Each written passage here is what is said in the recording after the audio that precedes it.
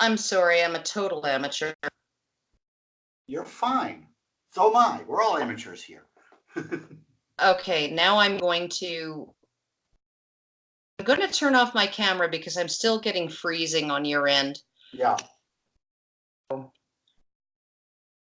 Okay, so let's get started and just tell me, like, what have you been going through for the last 16 months?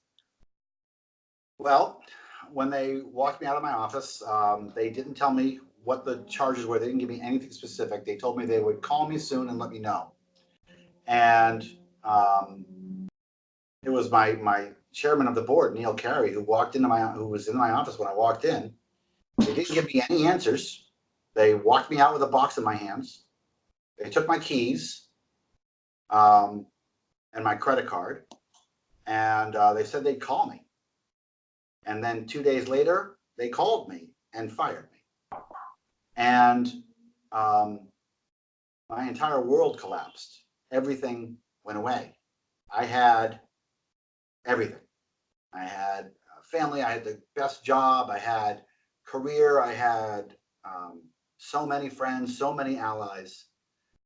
And then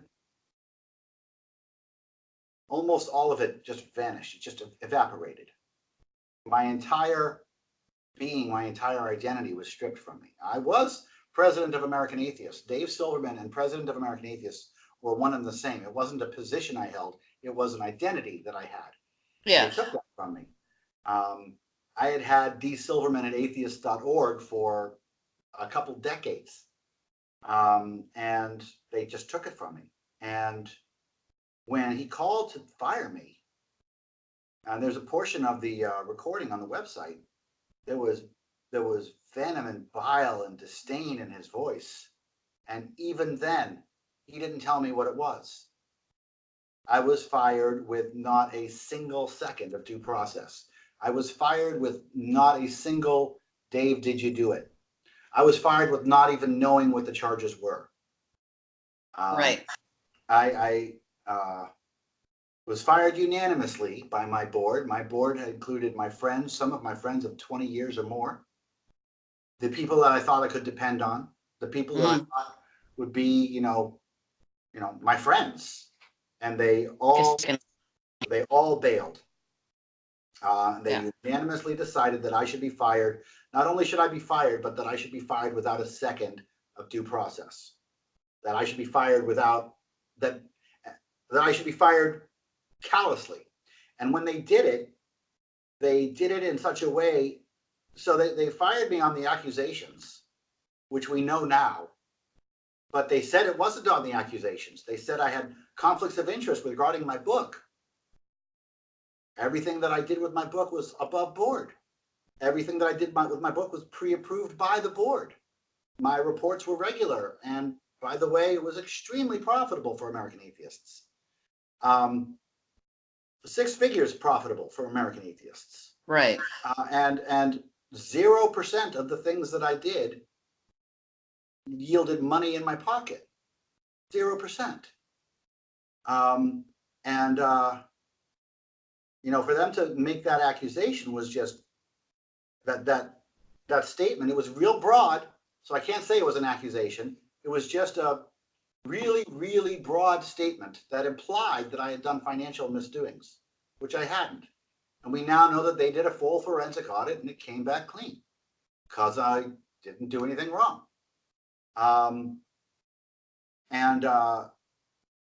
So what was the why? I know that they gave you some kind of line of bullshit as to why they were getting rid of you. But what was the actual thing that, because when I read up on this, it was like a matter of a day or two between when accusations were made of you, not of financial misconduct or irresponsibility or anything like that. Accusations made against you of sexual misconduct, right? And then within a day or two, the board was making excuses that they thought were maybe, I guess, would not implicate them in some kind of sex scandal, but would be good enough to get rid of you, right? So they saw you as a problem, right? And that you needed to go. But they didn't want to draw attention to the sexual misconduct allegations. What was the substance of those allegations? The substance of the allegations were two women, 4 and 7 years prior, 3 and 6 years prior. One woman, her name was Rose St. Clair. She came on to be hard back in 2012. And when I say came on to be hard, I mean she made a full day long press attempt to get me. She started talking to me. She started flirting with me before lunch. She had lunch with me. She called herself the good kind of stalker. Yeah, if we took the such thing. What? Red flags, David. Red flags. You know, I'm gonna just yield to that one, Karen. There were a lot of red flags. I have not made good decisions. I have not made ethical decisions. I have not made wise decisions. This show is not going to be about innocent Dave making good decisions.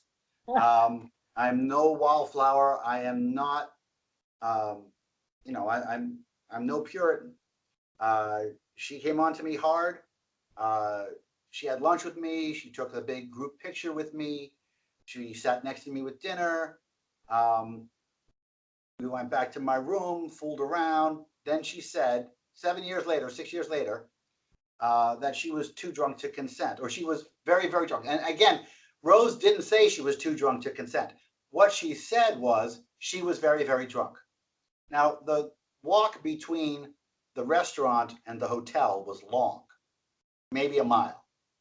And we talked on this. And it's not like I was like, we were holding each other drunk, walking down the street. We were just walking. We were just talking. During this talk, she asked me if she could get a job at American Atheists in exchange for, can I swear? Can I swear? Yeah, no, swear. Okay. Swear all you want. Okay. So she asked me if she could get a job in exchange for fucking me. I said, no, this was on the way to the hotel. I said, absolutely not. You can't. It's a conflict of interest. And she said, well, how about a knowing wink? And I said, what? Because I never heard that phrase before. She said, well, can I get a knowing wink if I see you again? I said, yeah. We went, and that was fine. We went back to my hotel, and now she says she was so drunk that she remembers all the details, but she remembers them differently. She remembers asking me for a job after we fucked, but that's not true. And she said the way it was like, and the way she phrased it, she was like, I was afraid he was going to hold it against me if I didn't play with him. I didn't say that. I didn't push that at all. I was just some mid 40-year-old. I was high on myself. A 20-something-year-old was throwing herself at me, and I said yes when I shouldn't say no. There was absolutely zero threat, zero implication of threat, zero negativity. But she was like, oh, I was so scared. I felt pressured to play with him, pressured to fuck him, because I thought that he would interrupt that he would damage my reputation or my ability to get a job in the secular movement if I didn't. What? Yeah, this is what she did. And then she said she was really, really drunk. And that's one of the complaints. Not that I actually told her, you better fuck me or this is going to happen, because that didn't happen. Not that I told her, you know, nobody gets a job at American Atheists unless they fuck Dave. Oh, and then, by the way, you can't get... No, none of that happened at all. There were no words like that. We were just going back to the hotel to play, and there was no badness there, but she made it bad. When it was over, I gave her cab fare, and she went home. She kissed me goodbye. And then 6 years later, she's very, very mad. Well, a year and a half later, she told her friend Dustin that she was drunk at the party. And that's her witness. That's her witness.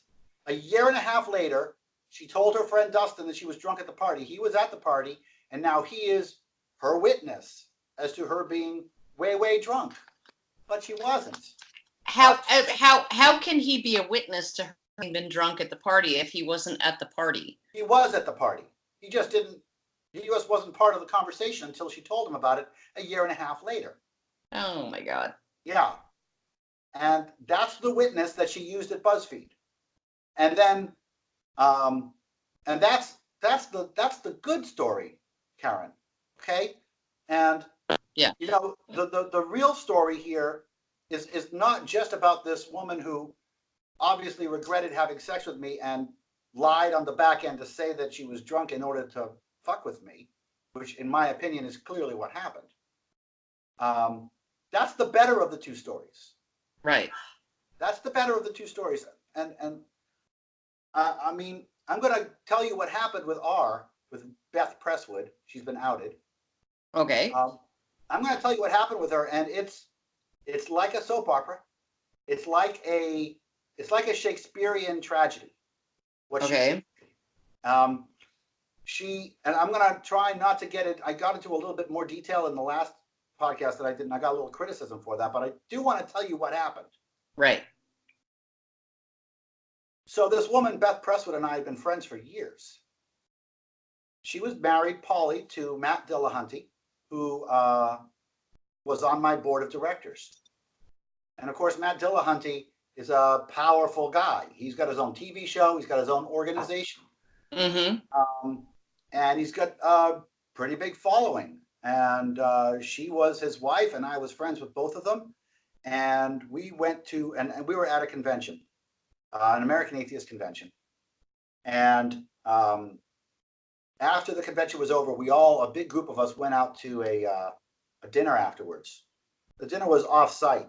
It was like maybe a block away from the hotel. Right. And we went to this dinner, and we're sitting next to each other at the dinner, and we started flirting. Started flirting pretty hard. And on the way home from the dinner, we all went as a group, but Beth and I hung back. And we were holding hands secretly, and we ducked into a little alcove between the restaurant and the hotel. And we started making out. And I started holding her, and I grabbed her hair, pulled it a little bit. Well, I know. Oh, no. That's my big thing, right? Oh, no. Oh, no. You pulled her hair. Oh, yeah. No, you're going straight to hell for that. Straight to hell. Yeah. And so she pulls back and she says, "You're a dom." And I said, "Yes, I am." And she says, "I knew it. I knew you were a real dom." And I said, "Are you a sub?" She goes, "Uh-huh." And we start making out, and we start petting hard. Now, right. If you read, I'm just going to pause here because you need to understand what she said to BuzzFeed.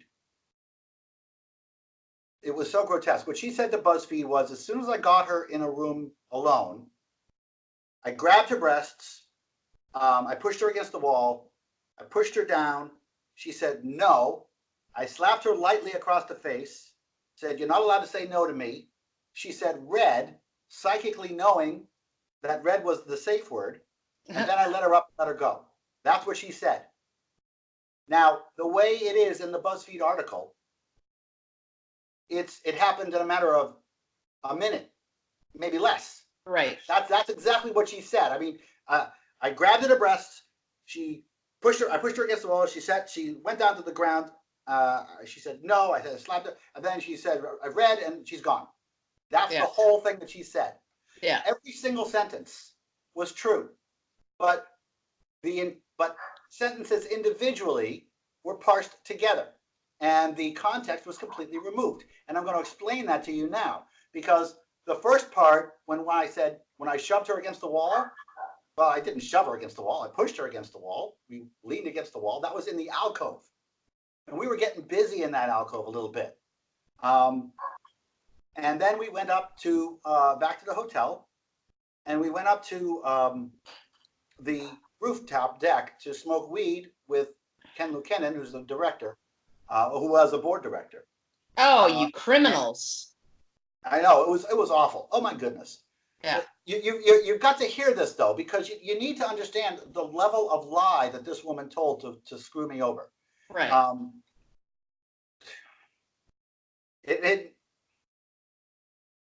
She was my friend. Yeah. And I don't really know why she did this. So we went up to the rooftop deck. Ken saw her, and I don't remember this part. Ken saw her reaching up and holding her arms around my neck and kissing me, reaching up on her tiptoes because she was so short. Uh-huh. And we smoked weed up on the deck. Then we went back to my hotel, the hotel room, all of us. It was a convention. I was the president. I had the presidential suite. So the presidential suite, you go in, to the right is the bedroom, a little hallway, and then to the right is the bedroom. And then in front of the door, there's a little, like a dining room, a nice dining room. To the left of the dining room, there's a kitchen. And then around the wall over here is this big meeting, this big area, you know, this kind of lounge sitting room, yeah. Yeah. And so everybody was in the sitting room, and Beth and I were fully engaged. At one point, she was in the kitchen and I was in the dining room, and I looked around and there was nobody there. And she had her hands full of groceries. And I looked at her and I said, "Show me your tits." She put the groceries down, show me your tits, just like that. I said, "Good girl." She, later on, I told her to take a picture of her vagina on her phone and show it to me. She did. It wasn't a good picture. I sent it back in. She came out again with another picture of her vagina on her phone. She had a big phone with a big clamshell, red clamshell case on it. And she hands me the phone and it's got her vagina on it. But right then and there, two women, one named A and one named M, they didn't come forward, so I'm not giving their names out, came in, and I put the phone down. I held it down because they were coming in. And I went back into the sitting room with the phone in my hand, and I put the phone face down on the table. And just as I did that, my friend Jamila Bay, who was sitting across from the table, said, "Look at that, you have the same phone I do." And she got up and she came around and she picked up Beth's phone. And it had not timed out. So she saw the vagina on the phone. Oh, no. Okay. And she said, "Oh, I didn't see anything." She put the phone back down and she said, "I didn't see anything." She went back to her seat. I got a written statement here from Jamila, and I got a written statement from Ken. A asked us, because it was so obvious that we were playing, A asked us to have a threesome. Okay? Yeah, so we were playing all night long. But it gets worse. The crowd leaves, and Beth and I are alone in the bedroom. And she starts taking off her clothes. So I'm sitting on the bed, and she's standing against the wall, taking off her clothes, and she starts telling me her BDSM ranges, what she wants. And for those of your listeners who are not listening, it's kind of counterintuitive. In a BDSM relationship, the sub is actually the boss. Yeah. The sub sets the rules. The dom obeys the rules and dominates the sub per her wishes. That's the idea. It's topping from the bottom, yeah. Right. So she is laying out what she wants, and she says, "Call me a hooker, call me a slut, call me a hole. Call me a hooker, call me a whore, call me a hole. Richard Carrier isn't even man enough to call me a slut." So she shamed another. Oh, God. And so I'm like, all right, now I just will say that that's not my style. I don't do degradation. That's not my thing, but I did it for her. So she takes off all her clothes and I put her on her knees at the foot of the bed. And she says it again. She says, "Call me a hooker, call me a whore. I used to be a prostitute. I deserve to be shamed for it." And that's when I called her a whore. BuzzFeed, and when she reported to BuzzFeed, she said that she complained to BuzzFeed that I had called her a whore after she had called me a whore, after she had told me to call her a whore twice. Yeah, yeah. This literally happened, Karen. Oh, I know. Literally said, "Call me a whore" twice. And when I did, she went to the fucking paper with it. But there's more. Oh, God. It's like a fucking soap opera. It's like a villain from a Disney movie. Or I mean, she's on her knees. I grab her hair, pull it back, pull her hair back. I say, "I'm going to spit in your mouth." She says, "No." I said, "Open your mouth. I'm going to spit in your mouth." She says, "No." I tap her lightly across the face. That's when that happens. Yeah. I say, you can't say no to me. No and stop doesn't stop me. The safe word is red. Do you understand? She looks up at me and says, I understand. And I said, okay, open your mouth. I'm going to spit in it. She opens her mouth. I spit in her mouth. I say, I'm going to do it again. She says, red. Uh-huh. I say, okay. I let go of her hand. I let go of her hair. I say, you don't like that, huh? She says, no, I don't like that. Let's do something else. We do something else. I get her on her bed and we start playing around. At one point, I get her on all fours. And I'm going to spank her ass. Her ass is bare ass on the bed. Mm-hmm. And her phone rings. And it's a song. It's a special ring. And as soon as the phone begins to ring, you can feel the tension begin.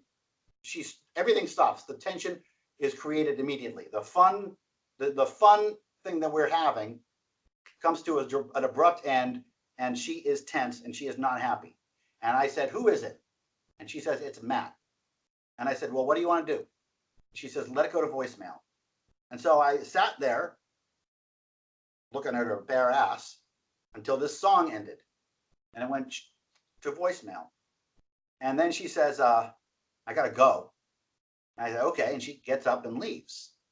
And I thought that was the end of the night. Oh, no, wait, it gets better. Oh, God.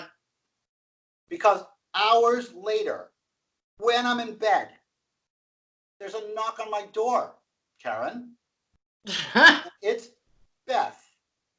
And I asked Beth, what happened? And she says, that was indeed Matt.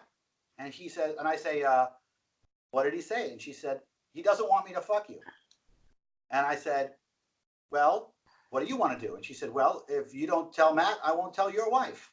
And she took me by the hand and she led me to the bedroom. In the bedroom, we engaged in heavy breast play, titty torture. This is like I'm squeezing her nipples really hard and she's saying, harder, sir, thank you, sir, harder, sir, thank you, sir. I squeezed her nipples so hard that her nipple rings bled into my hand. Oh, dear. And that's kind of what I say, because I don't do blood. She was fine with it. I was not. So we went on to other things. And we ended up having sex. She supplied the condom in her purse, from her purse, I should say. And at the end of it, she kissed me goodbye. She said, well, this was fun. Maybe this will happen again. Maybe it won't. And I said, okay. And she kissed me goodbye and left. And she says, she reported to BuzzFeed the next morning. I mean, I'm pretty sure I know what happened. The next morning, she woke up with black and blue titties and no explanation because her husband had told her not to fuck me. Yeah. So she told everybody this lie that I had attacked her. Oh my God. That I had attacked her. She told her, and she made up this lie that it had happened only in a second. And I somehow grabbed her tits, like, as soon as she got out of the room, and then she knew the safe word, but we hadn't discussed the safe word. This is literally what she said. Now, I don't know about you, Karen, but I think that if you're being attacked sexually, you're not going to assume you're in a BDSM role play. You're going to say, get the fuck away from me, and push somebody away. Yeah. Yeah, that's kind of how people work. But she claims that she psychically knew the word red without having discussed it in advance. That you knew it. Yeah. Yeah, she lied to an incredible extent. And I have eyewitnesses. I have polygraph tests that I took. I have everything, and none of it was remotely considered by American Atheists before they canned my ass. Yeah, no, it wouldn't be. It wouldn't be. I mean, the whole thing, and honestly, I can see the point of essentially saying David Silverman is too much trouble. He's more trouble than he's worth, right? Because you're literally engaging in activities that 99% of the American population not going to approve of. Right. even if it wasn't with somebody's wife, against his wishes, At a right? convention. Yeah, Yeah. at a convention that I was running. Or I Even should say right after a convention that I was running. even if Matt Dillahunty had said to his wife, "You go have fun," right? It would still stick in the craws of so many Americans, Yeah. um, and like it sticks in my craw, for different reasons, and we can maybe get to them in a moment, but um, it would stick in the craw of all of these Americans, and atheism in America. It's not so much in Canada or in the UK or places like that. It's desperately trying to gain some kind of mainstreamness. And so having somebody who's like into BDSM, who's a Dom, who's, prepared to spit in some woman's mouth, right? You're literally talking about a population of Americans, a significant population of Americans who think that the only sexual equation is penis plus vagina equals baby, right? And uh, and Yeah, but so really, what I do with my penis is my own business. agreed, absolutely agreed. And I mean, I'm with a man right now who, I mean, he used to live in a co-op with a bunch of hipsters, almost all of them women. And when he was devastated by a breakup, lost his contact, lost access to his the girl that he raised from 6 months until 6 years, Hmm. because he wasn't her biological father, so he had no rights, and was just absolutely hurting. And he gets propositioned by two of the women in this co-op, these hipster women, these feminist women, right? Oh, do you want to hook up? And he's like, well, sure, yeah, no, I, he'd have sex 14 times a day if he could get away with it, right? Yeah. And so he's like, yeah, sure. And then one night he goes to one of their bed, and they even talked him into a threesome, right? Then one night he goes to one of their bedrooms. He opens the door. He says, "Do you feel like any company?" She says, "No, not tonight." So he goes across the hall, knocks on the other one's door, and has sex with her. And then the first one that he asked is now pissed off at him, and she decides that he needs to be kicked out of his place, right? He needs to be evicted, and like, so I mean, we're dealing with women here, okay? We're not dealing with rational people. I'm just gonna come out and say it, okay? I'm not this rational person. I When mean, it when it comes to sex, women are not very good at being rational. They don't have a very firm relationship, a very solid relationship with the concept of contemporaneous ongoing consent, right? They retroactively grant consent to men who raped them. They retroactively revoke consent from men who did not, right? This is just where we are. yeah. The, the law will not actually look at this.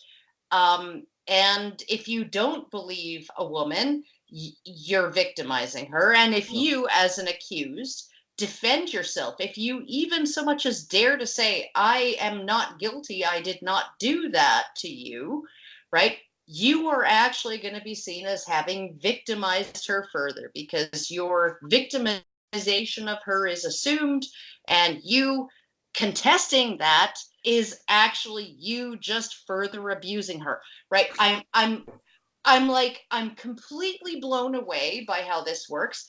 I am going to say that any woman who approaches you and says, "I'm in an open relationship," or "my relationship is polyamorous," that would be like, just consider that like a wasp or one of those red poisonous frogs that lives in the Amazon rainforest. Or if she tells you, "I'm cheating on my husband." Okay. Back away slowly. No, if she tells you, "I'm cheating on my husband," right? Mm-hmm. You might be okay. Why If is she, that? because she's gonna hide it, Ah, right? But if okay. she tells you, "I'm in a polyamorous open relationship where blah blah blah blah blah," right? she's not in that for the reason that he's in that, right? He's in that relationship because when sex falls in his lap, he can't say no. He doesn't want his inability to say no to destroy his core relationship. He's like, oh, wow, there's a relationship I can have where I won't lose my wife and my kids and half my shit when I make one mistake, right? Taking advantage of a situation that just kind of fell in my lap, fell out of the sky. Okay, that's what he's thinking when he's entering into that relationship. What she's thinking is, I'm searching for better offers, right? And he knows it, right? Which is why he was like, I don't want you to fuck someone as high profile as David Silverman. That does fit. Yes, that does fit. I know a lot of polyamorous couples that are very healthy, and I know a lot of women who have a very healthy attitude towards sex.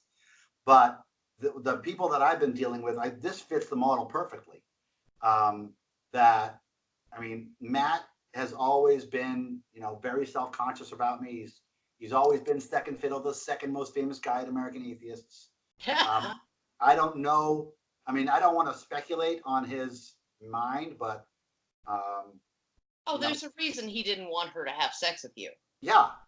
Oh, absolutely. Yeah, it's because he felt threatened by you. Because when she was just fucking randos at conferences, or like the son of the, some dental professor, right? Professor in dental school. When she was just doing that, it was not a big deal because they weren't in direct competition with him, and he wasn't scared that she was going to leave him for them, right? But once it gets to somebody who is of similar, and this is another thing that I'm going to say about the man that I'm with, is that when his ex left him, she left him for himself.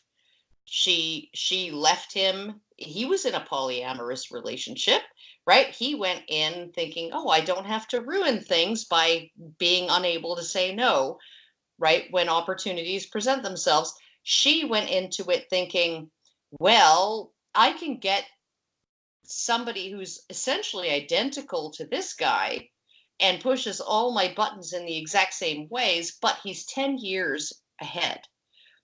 So he's not still in school. He's done school. He's not still paying off student loans. He's got a great job that pays a lot of money, and he's not living in a rental apartment. He owns his own house, right? He's 10 years ahead of this guy that I'm with right now, but he gives me everything, all the same things that the guy that I'm with gives me, right? So it's like, why wouldn't she monkey branch to this next guy, right?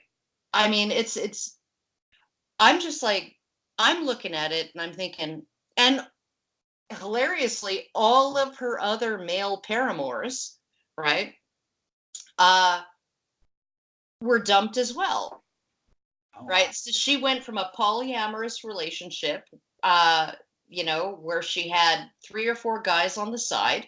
She zeroed in on one guy who she thought was, here's everything that I like about the guy that I'm with, plus extra. And then she went for him, locked him down, went monogamous. And she lost the rest. Sorry? And the other men left her? No, the other men were dumped by her. Oh. All of the men except this one guy, right? So I'm looking at it like I'm examining this from like sort of a female reproductive strategy kind of thing, and I'm thinking there's really the cynical reasons behind why women go for these kinds of arrangements. They really make men vulnerable, right? So Matt Dillahunty was vulnerable to her leaving him for you, and you were vulnerable to her accusing you so that he wouldn't dump her. And there you go. That's correct. And that appears to be what happened. And as a result of that, so I'm telling you this, and I just did this big long interview with Armin, and I've got eyewitnesses and pictures and recordings, and there's the vast majority of the people who left my side still think I'm a bad guy. Oh yeah, no. They will not even look. There was a guy who had posted on my page today saying, "I believe Beth," and when you asked him, he hadn't actually looked at my side at all. No. And so they're virtue signaling that I'm the bad guy, and they know I'm the bad guy because women say I'm bad because Beth lied and Rose lied. Well, also because Guy, like because Guy, it's just like there is a real reluctance on the part of both progressives and conservatives, both atheists and religious people within this culture, to not see women's capacity to affect those around them, particularly in negative ways, right? They just will not see it. They do not want to see women's agency. They certainly don't want to see it when women are being bad actors. No, they don't. They if you say that a woman is being a bad actor, you become a bad actor. Yeah. Oh yeah, because I mean, there's you're a hurting. mantra. It's like a religious mantra. And this is what I mentioned, on my website. It's like I traded one religion for another. When I was an atheist, and I didn't give up a religion, but these folks, they just stick to mantras, and they have the glazed eye look that religious people get. Yes, Jesus is my savior. Yes, women can't lie about sexual assault. Yeah, well, lie about sexual assault. no, and here's the thing too, right? If you really wanted to get into Bob's top 10 rules for, a functional society, right? There's a couple of them that don't really make sense in the modern era. Thou shalt not name other gods before me or whatever, and thou shalt not, carve graven images and stuff like that, right? Yeah. Okay, but and keep the Sabbath holy and all of that.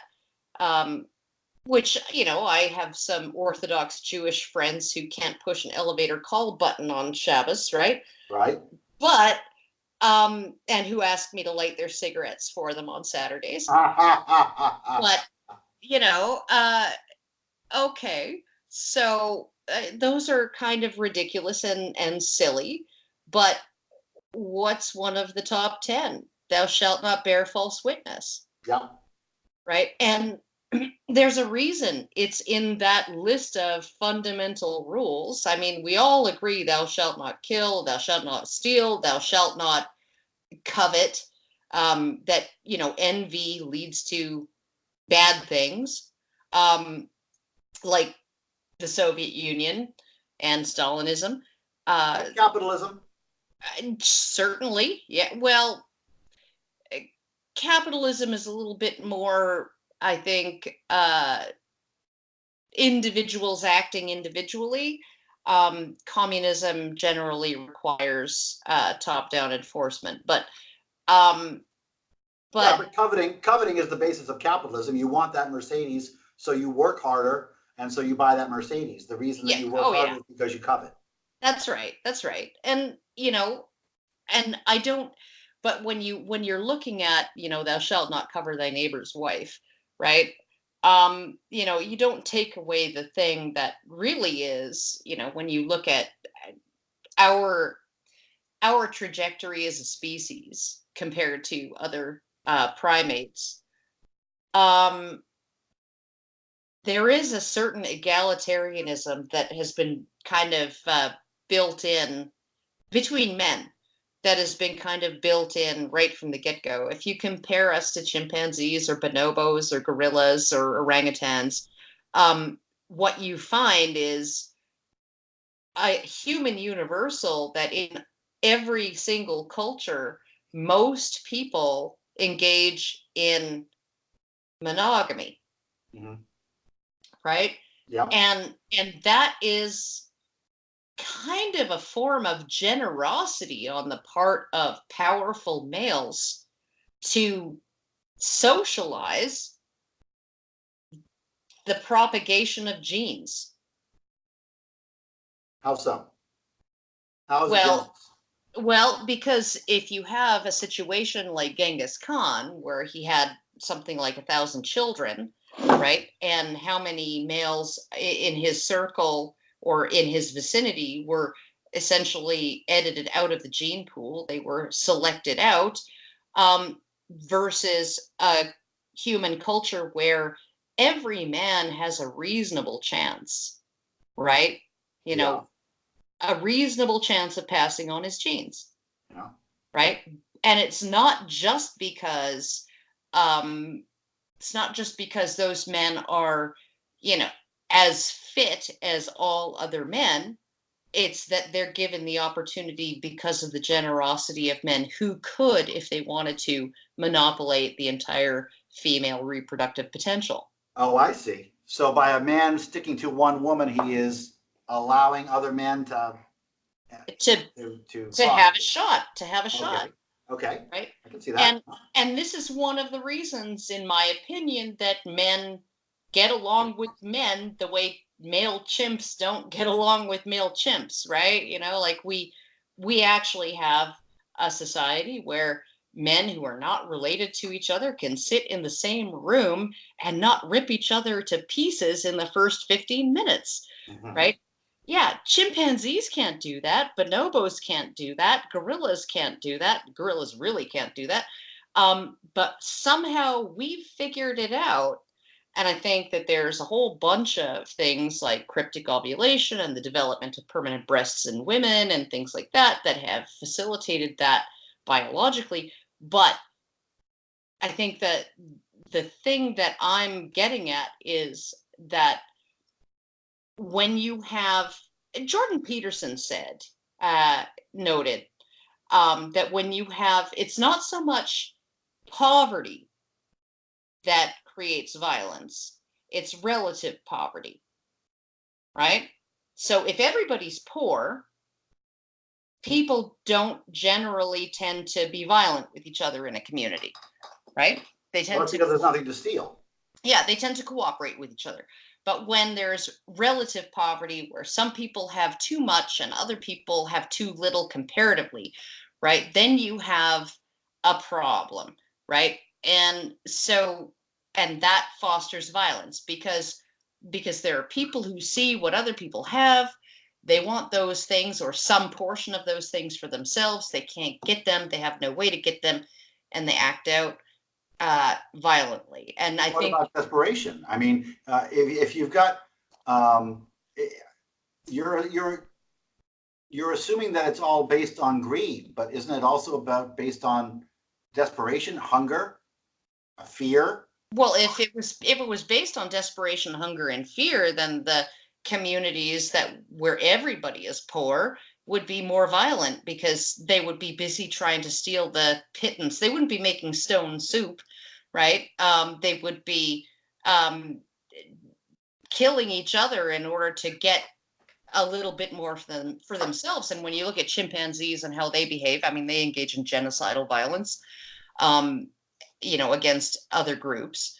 And what you find, everybody assumes that that's about territory or like a scarcity of territory or a scarcity of resources or whatever, right? But Mhm. what actually is the case is that usually genocidal violence on the part of chimpanzees uh, arises from boredom and fatness, right? Like you literally have a group of chimpanzees who everything's coming up roses, everything's wonderful, and yet they will go out and slaughter the neighbors, because I guess the last 1,000 iterations of tribal violence between chimpanzees told them that if you go out and do that when you're fat and well fed and strong and healthy, then in when there's a famine in 5 years, you'll survive it better for having gotten rid of the neighbors, right? Like it's there is all kinds of stuff right, that's going on, I think, in our deeper uh, kind of hindbrain, right, that nobody understands, right? And women's relationship with consent is one of them, and men's, like I said, Matt Dillahunty probably would not have seen you as a threat if you weren't president of American Atheists, Well, and he would not have objected to his wife having sex with you, and therefore she would not have had to make an excuse. yeah. So it's like, but all of these, like, I'm kind of living in this universe where I'm seeing all of this stuff kind of going on and playing out in real time in real relationships between people and in fiction and all of that. And I'm thinking nobody's even addressing the animalistic nature of how people behave, right? What are the evolutionary mechanisms that made Matt Dillahunty jealous of you having sex with his wife versus somebody else, right? And what were the evolutionary mechanisms that allowed her to so easily lie about you and cast you under the bus, right? I mean, that last part is the hard one. Oh, I'm sure right? I mean, jealousy, I can understand. I can understand a man being envious because I am a man who has been envious. And I've never actually harmed a guy because of it. I've never seen a man drummed out because of it, but I have felt the emotion, so I understand that. Yeah. But I mean, what Beth did to me was completely devoid of ethics. It was completely devoid of compassion.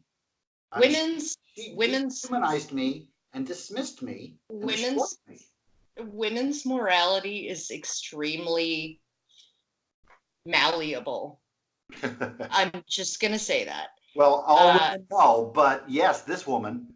I think it's. I mean, I've known wonderful women whose morality is firm and good. I have known them, and I do know them, and they're wonderful people. But what we're dealing with Beth is just, and Rose, frankly, is just, it's counter to every concept of humanism that I'm aware of. Well, It's counter to compassion. It's not the feminism I grew up in. I mean, that's not feminism. That's not my feminism. well, look at it this way, right? Feminist ethics, according to Stanford Encyclopedia of Philosophy, it says that objectivity, impartiality, and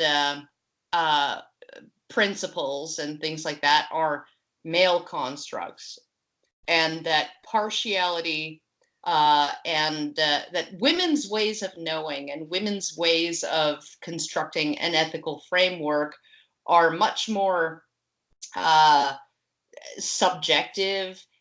They involve partiality, they involve relationships, they involve, a whole bunch of things that I would never accept as a basis for a code of law or anything like that, right? But that's what the Stanford Encyclopedia of Philosophy says about feminist ethics. So you're really looking at, and feminists themselves say that these are women's ways of knowing, right? That objectivity is wrong, subjectivity is right, that impartiality is wrong, that partiality is right, right? That I lost you. I lost you. Sorry. Okay, you there? Yeah, now I'm back. Okay.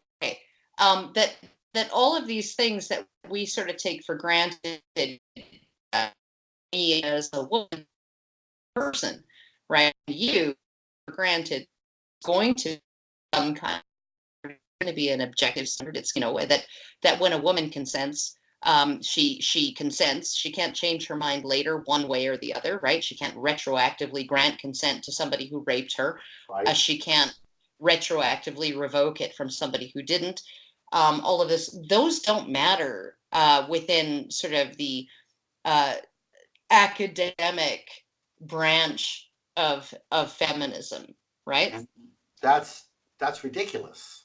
That It is. infantilizes women. That will create I mean, the ability for a woman to retroactively remove consent from any man she's ever had sex with and get unanimous support from her echo tunnel is a very dangerous thing from a societal standpoint. I mean, you're going to get, it's going to foster discrimination. It's going to foster a patriarchy because men are going to be on the defensive all the time. I am. Oh, yeah, well, why wouldn't you be? And Right? and it's not just revoking consent, it's actually retroactively granting consent. I read an article, I forget whether it was on Jezebel or Feministing, that where a woman said that her husband, the first sexual encounter that they had, he raped her, right? And she described it as a rape. She said that she was way too drunk to consent.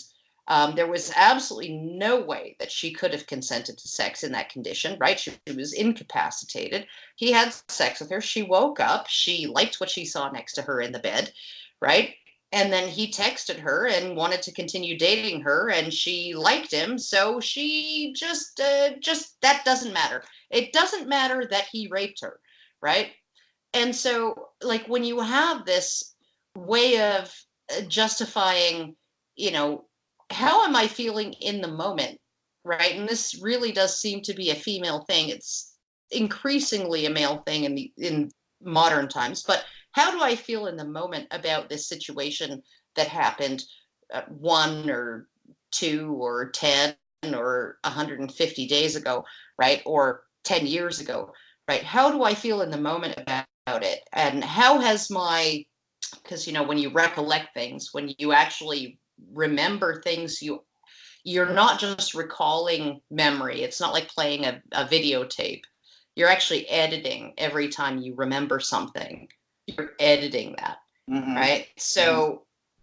So I I would suggest that maybe Rose and R both honestly believe their version of events I don't because think R they've does. I don't remembered. think Beth. I don't think Beth. I mean, Beth. I mean, yeah. You know what? You talk to R. You talk to Rose. It happened 7 years ago. She's become angry for one reason or another over time. Maybe her memory is skewed, but there's just no way Beth believes. In my opinion, there's no way Beth believes the shit that she's telling me. People. There's just no way. Okay, and she accused you how long after the incident? 3 years. 3 years. Yeah. Well, I mean, she may have actually convinced herself, uh, you know, over that amount of time. I don't Well, then why understand doesn't she why. file charges? The statute of limitations isn't over. If I attacked her, she should file charges. Well, she should. She won't Yeah. have any evidence though, because but I think maybe it was just one of those cases of the man instead of the woman dredging up shit from the past during an argument, right? And she said, you know, okay, well, he did this against my will, and he was like, oh yeah, prove it. And she said, okay, I'll make a complaint, and to save the relationship. Who the fuck knows?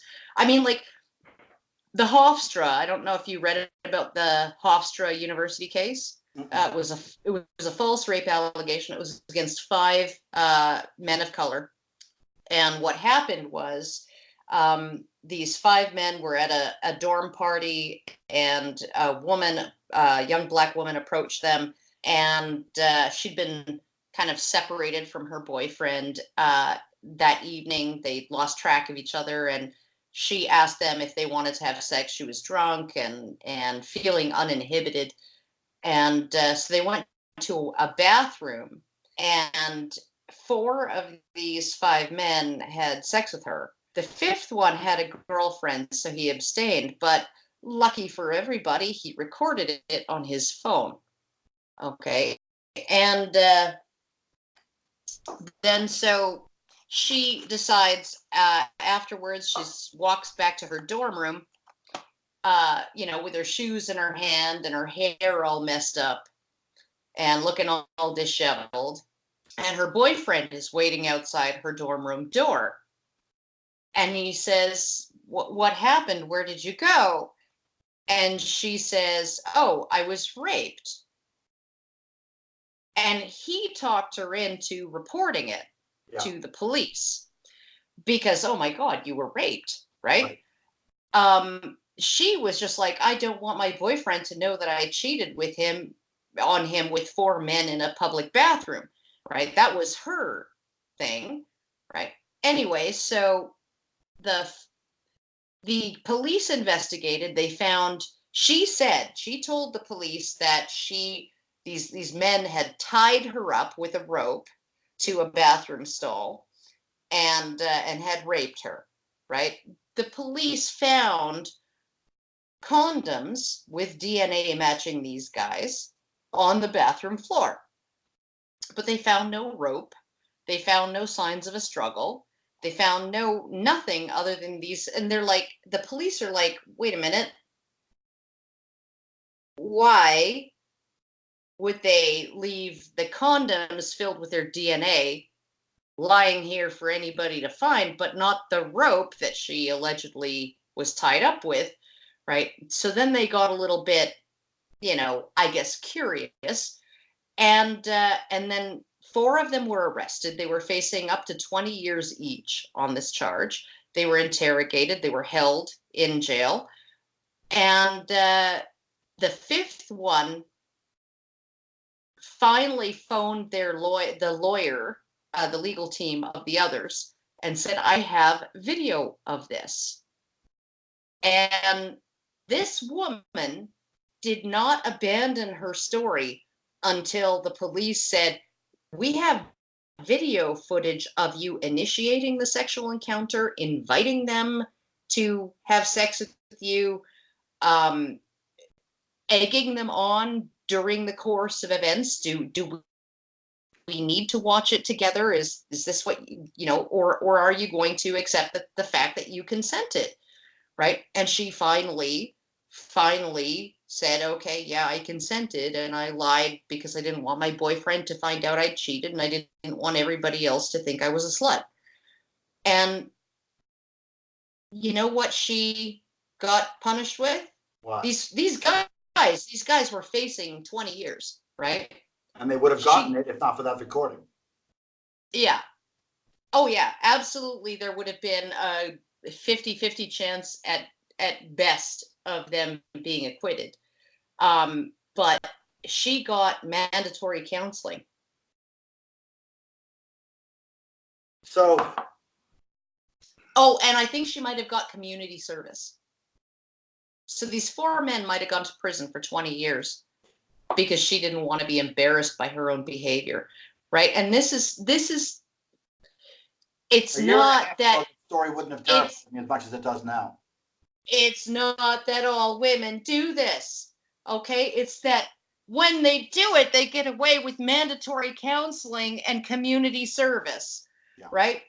That's why, and that they can, when the Innocence Project, 75% of the people exonerated by the Innocence Project to date were convicted of sex crimes, wrongly convicted of sex crimes, right? So you're looking at a situation where it's just like, if she says it, then it's true. Wait a minute. Did you say that 75% of the men who were released from the Innocence Project were falsely accused of sex crimes?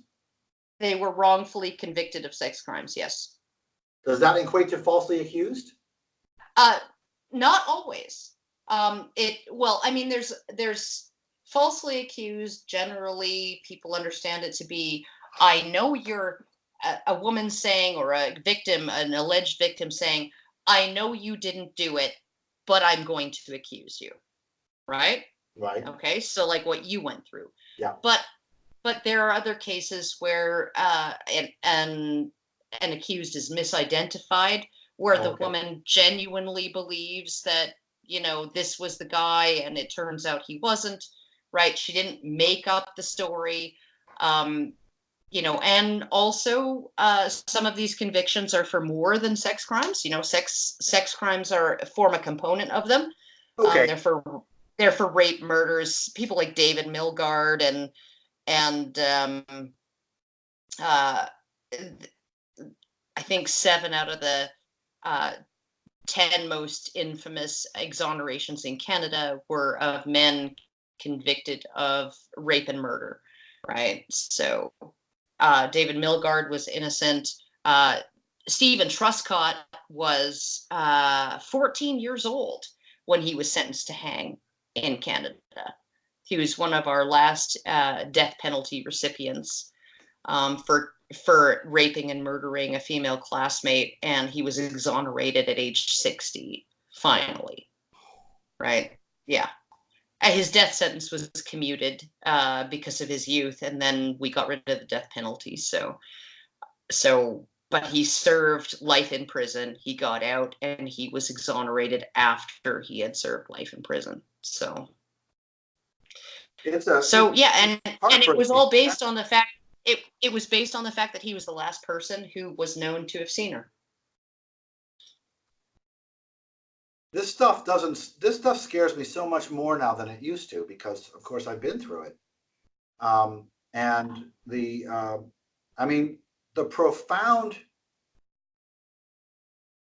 evilness of using the mantra of believe all women, which was supposed to be the answer to women being unable to report rape. And the idea of using that to stop yourself from being, caught by your boyfriend cheating, and putting an innocent man in prison for taking away his entire livelihood and his career and all of his friends.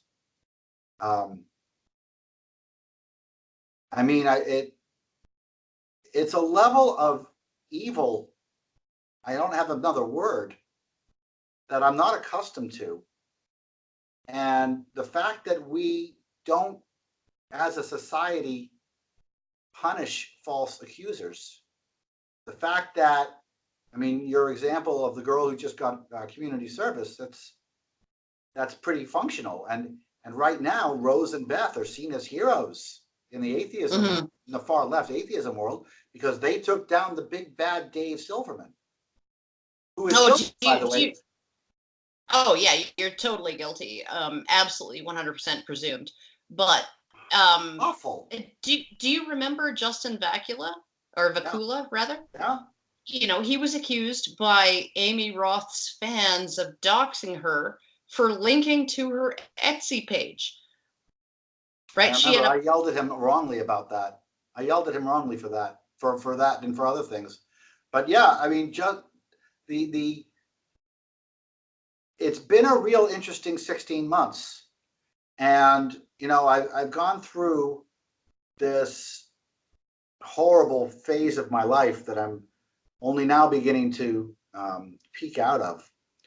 And now that after it all went down, I went down. I went. You drop off the radar. That's the only thing you can do. Well, no, when I went down, I'm talking about, I went into a depression that I had never conceived of before. Yeah. I went into a very dark place. I almost committed suicide. And it involved lots and lots of crying. I have my own psychoses, my own psychological shtick is that I have a guilt shame complex. So I take on guilt and I own it. The reason it's kind of been the fuel for my success, I look at a problem and I fix it, but I fix it because I actually feel guilty about it and I feel ownership of it and I want to fix it because it's my responsibility. That's kind of that's the mechanism in my brain.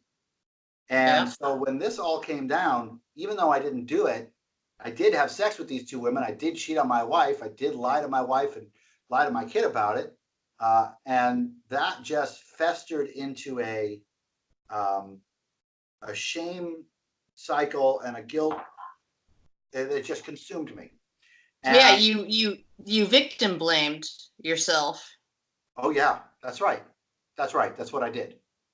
I that's a very, very astute way of putting it. And it's an evolutionary mechanism too, right? What? That's an evolutionary mechanism too. I mean, if I'm walking down a game trail with my kids and I let them run ahead of me, and then one of them gets taken out by a saber-toothed tiger, what's the first thing that's going to go through my mind after my kid gets dragged away and eaten? Right. What could I have done to have prevented that?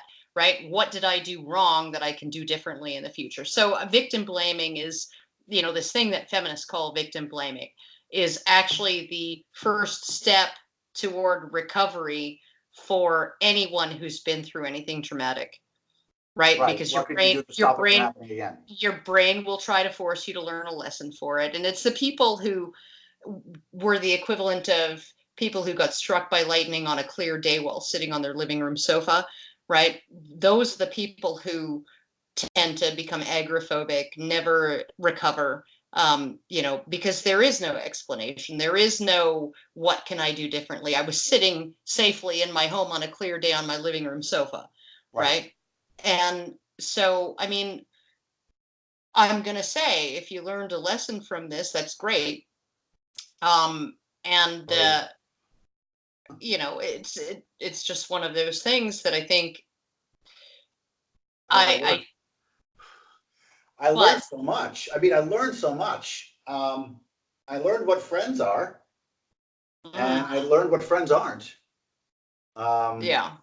I learned what good people are and who are not good people, good friends. I learned to try to tell the difference between somebody who deserves my friendship and somebody who I'm just happy to have a friend because I had no friends growing up. So I'm really, really happy to have people liking me at 53 years old, blah, blah, blah.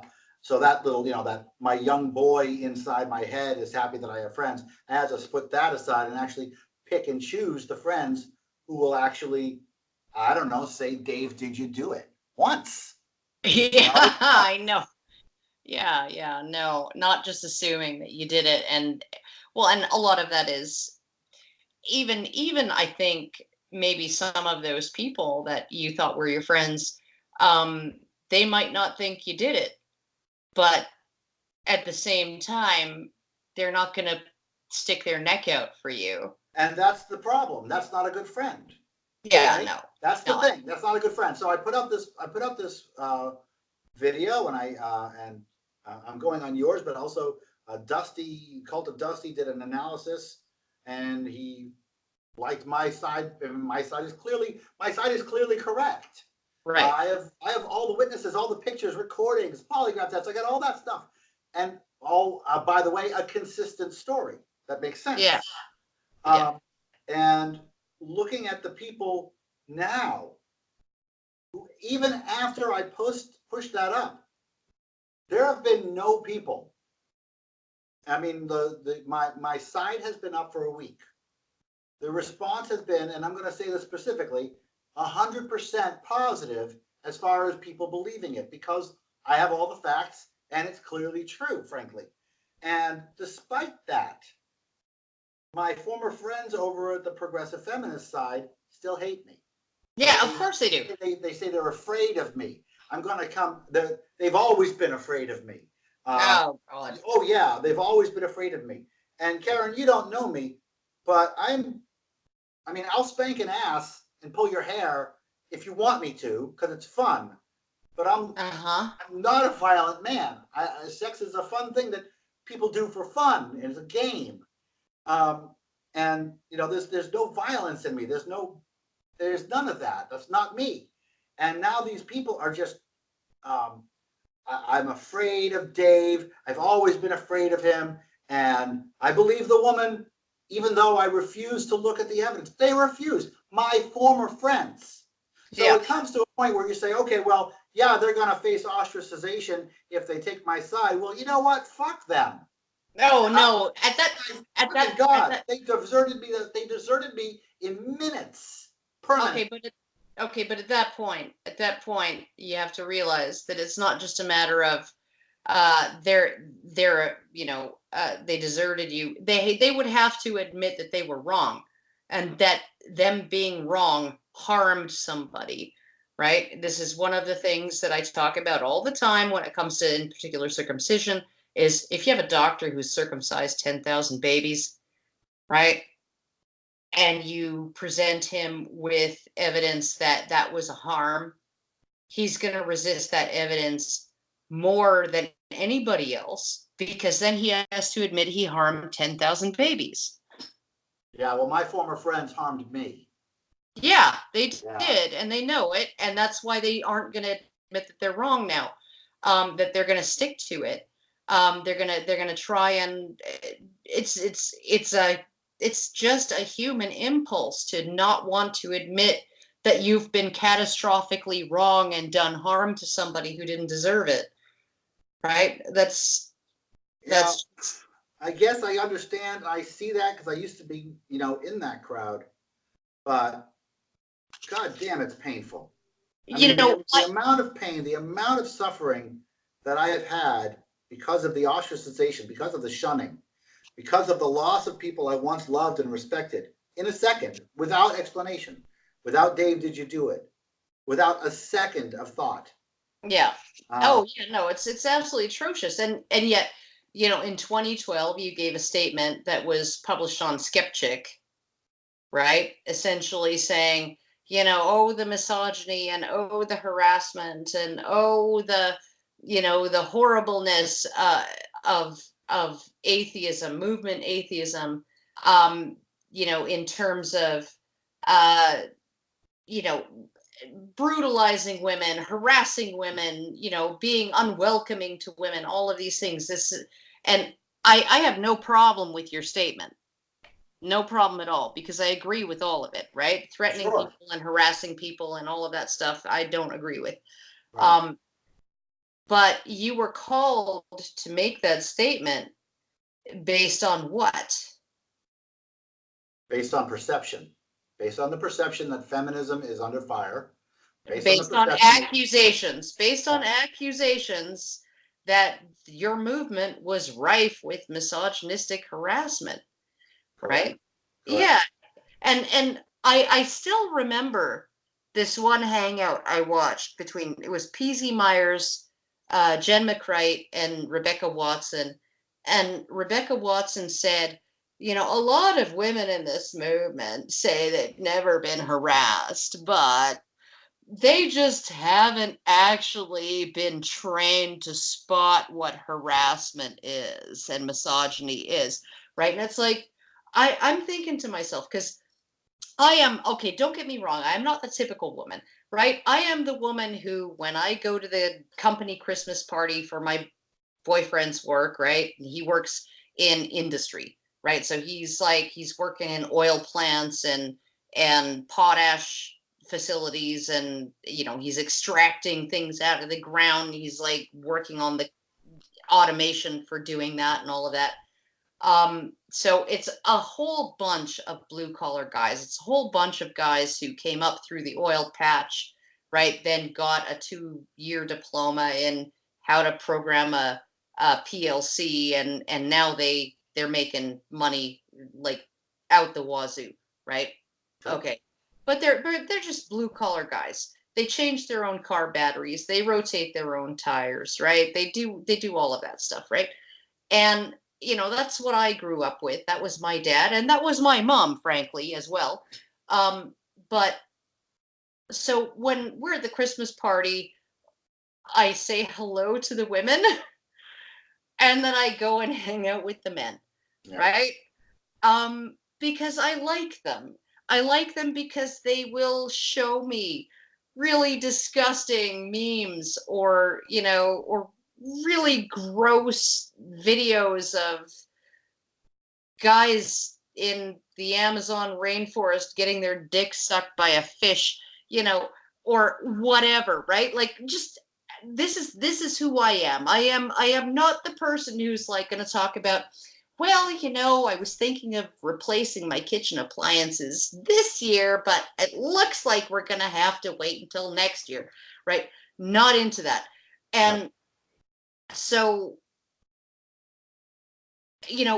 what I'm saying is that, I guess maybe what I'm saying is that there's like a terminal inability for men and women to interact in ways that don't create shit like this. in general, hashtag not all.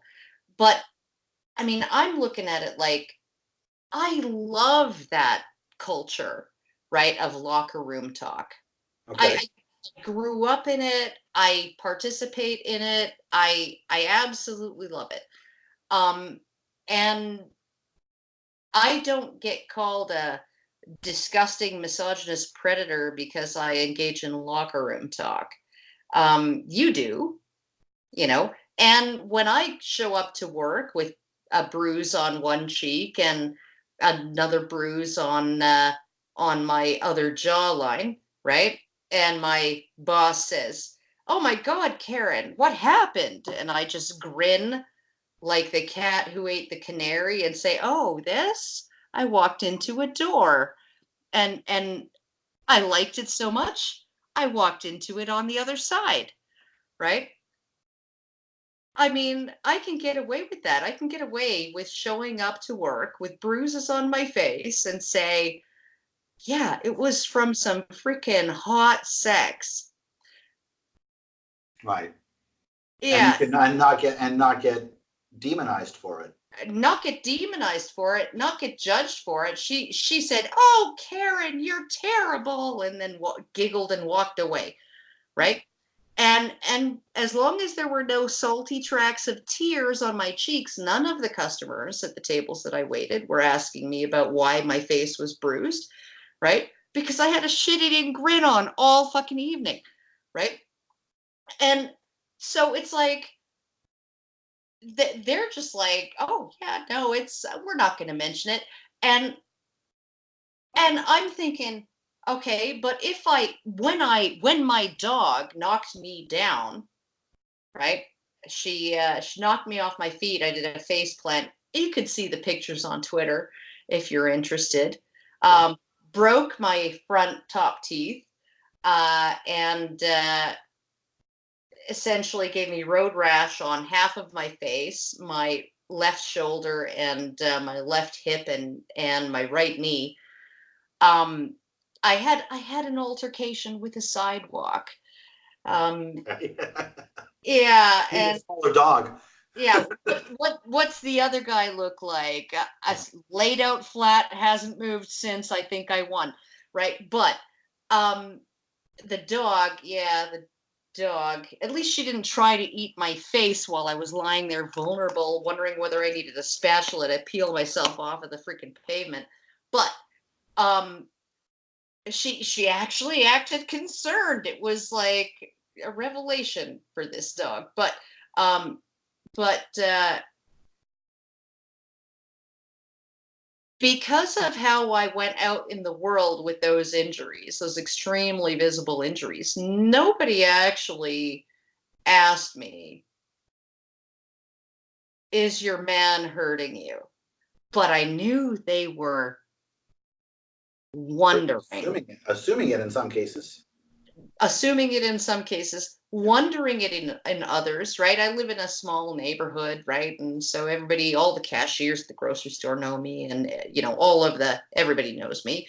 And so I don't think that anybody assumed it, but I think that there were some people who were wondering, and they would ask, "Did you fall off your bike?" And I'm like, "Do I own a bike?" Like, no, but You know, having come from that mentality, and as I'm being forced to reckon with the inconsistencies of the feminism that I once loved, and the reality of what it is today, and having been a person who assumes that a woman with bruises on her face has been beaten by a man, um, and you know, I have empathy for the people who still think that. I feel for them, but I mean, at the same time, we have to be adults here. We have to look at the data. We have to look at the reality. We have to recognize that believe all women is toxic. We have no, to it's recognize that women are actually capable human beings, capable of being good or bad, capable of being really, really great or really, really shitty. mhm. And um, and the fact that I'm saying that a woman can be really, really shitty. I mean, like, feminism says that the bottom 0.1% of society is 50% woman, right? So that's a lot of people. And that's a lot of people that can do bad. And it's not humanism to ignore that. It's not good to allow it to fester. It's not good for my former friends to say, to stick to their guns. Yeah. That's actually bad behavior. Mm-hmm. And, going back to what you were saying about the woman who made the false rape allegations and got community service. I mean, we have to, so there's two things here. There's two arguments in my brain about that. The first argument is that a person who makes a false allegation against another person is a fucking criminal that needs to go to jail. Yeah. The other side is, okay, so here I am. It would be really great if Rose and Beth recanted right now for me. Yeah. Oh, yeah. Sure. They won't if they're going to face a wall of hate or penalty. That's right. Yeah. Oh, of course. So this is one of those situations where it benefits the victim for the perps to get off easy. Sometimes yes, right? So there's a part of my brain that says Rose and Beth deserve the full extent of the law. Yeah. And there's another part of my brain that says, wait, don't say that aloud.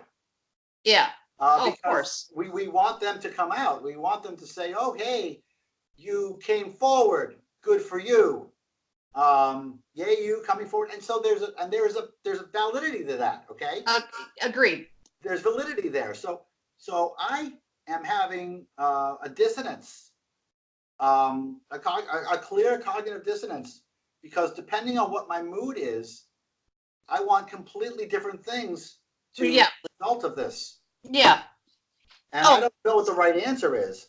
I think that, I mean, I want to be the guy, I want to be compassionate. I want to be a loving person. I want to have empathy. I want to have sympathy. I want to,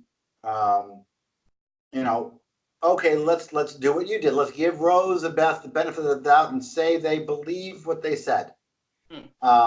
And so maybe if they look at the evidence, and maybe if they look at the pictures, and maybe if they look at the polygraph, and maybe if they look at their own stories, maybe they'll remember it and say, oh, you know what? Dave really did have consent, and I did not ever withdraw consent or anything like that. And if they did that, if they repent, for lack of a better word, the humanistic thing for them to do is to come forward, and the humanistic thing for us to do is to say, yay, you coming forward. Yay, you fixing what you broke. And I want us to be that society. I want, justice should be transformative. Justice should be, it shouldn't be just punitive. And I want there to be a humanism in our society, a humanism in our laws, and a humanism in us, and a humanism in me. But sometimes, a lot of time, I don't have that. A lot of times, just rage. I think that's understandable. I think that, honestly, like the idea that, if we are so punitive to women who have been proven to have falsely accused people, that that when women do this, they won't recant. Yeah. They'll stick with their story until their dying breath.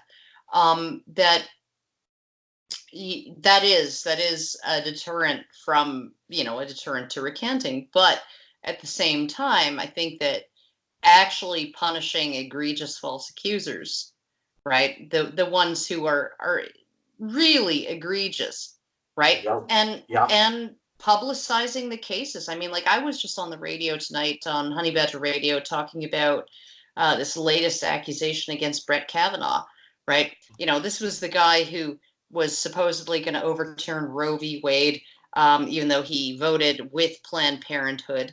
rather than against Planned Parenthood in the latest Supreme Court challenge. But he was the guy that everybody was freaking out about because someone made an allegation of some kind of sexual misconduct from 30 something years ago. Yeah, that she doesn't remember what year it happened. She doesn't remember what house it happened in. She doesn't remember how she got home. But she does remember that her best friend for life, Leland Kaiser, was there and noticed her running out of the house crying. And Leland Kaiser doesn't have any recollection of that and said that she was pressured to change her story of, I don't remember anything of that sort. I was pressured to change it to, I believe Christine Blasey Ford, and I was totally there and I totally witnessed it, right? So we're looking at a situation where these kinds of allegations are being brought in the name of bringing down major public figures, right? Mm-hmm. That politically are not convenient, right? I mean, I think your situation was an interpersonal conflict between one of the women and and her husband. Yeah. Right. I don't think it was a political thing. Maybe it was a little bit of political envy, but I don't think that Matt Dillahunty had it in for you before his wife told him that, I hope not. Yeah. But we're looking at right now in the news, the New York Times published a modified chapter of a book, right, on a new allegation against Brett Kavanaugh that was made by someone named Max Stier, right, who defended Bill Clinton. He was part of Bill Clinton's defense team during Bill Clinton's impeachment proceedings. Okay. So he was defending Bill Clinton against allegations of sexual misconduct 20 years ago. But he comes out now and says, oh, when I was at Yale at the same time as Brett Kavanaugh, I remember hearing about an incident in which Jane Doe was, Brett Kavanaugh had his pants down at a dorm party and his dick was out and his friends pushed his penis into the hand or the face or the general vicinity of this woman, Jane Doe, right? And so that's a huge thing, right? And the New York Times published this. And what the New York Times did, well, I won't say what they didn't do, because they didn't include the part where the woman, the alleged victim, said she, where she declined an interview with the book authors and with the New York Times, and that her friends said she has no recollection of the incident. It's not that they didn't include it. It's that it was apparently included in the final draft by the authors, and the editors at the New York Times removed it. Oh. So, yeah. So you literally have a situation where somebody who has, I'm thinking, some political motives, wants to stick it to Trump or wants to stick it to Brett Kavanaugh and is using this third-party hearsay allegation, right, of an incident that happened at Yale 30 years ago, right? And the New York Times deletes the sentence that says the alleged victim declined an interview and her friends say she didn't remember it. Wow. Yeah. So I'm like, where are we going here? That's what I'm thinking, right? Are you putting a parallel between the New York Times and my progressive former friends? Because the New York Times just didn't want to be attacked for being anti-woman by presenting that truth? No, I don't think that was what it was. I think that they had I think that they were politically targeting Brett Kavanaugh. I don't think that you were necessarily being targeted politically. I think that was maybe more likely to be an interpersonal thing, right? Between Beth and her husband, right? Well, yeah, for that And incident, yes. yeah, and and then of course, then once it becomes, political, then all of a sudden it's like, oh, and he's a bad person this way and that way. And then there's also there's bandwagoning that goes on, and oh, he's untouchable. I don't want any part of him to rub off on me, right? And I mean, but when it comes to Brett Kavanaugh and this latest allegation, I think it was a conscious decision on the part of the New York Times to remove that information to make the allegation seem more credible than it was, because not because they want to believe women, but because they don't like Donald Trump and they don't like Brett Kavanaugh politically. Well, Right. okay. So it's, Yeah. yeah. So I mean, it's like we have this huge thing, like the Me Too movement is this massive weaponization of a woman's word, right? And one of the things that drives me crazy is, and that I bring up because I get a lot of right-wing talk radio spots lately, right? Yeah. And one of the things that I always tell them about Me Too is, the KKK used to argue that due process and the presumption of innocence unfairly advantaged Black defendants accused of rape by white women, Yeah. right? And that was why they needed to take extrajudicial measures to deal with that, right? And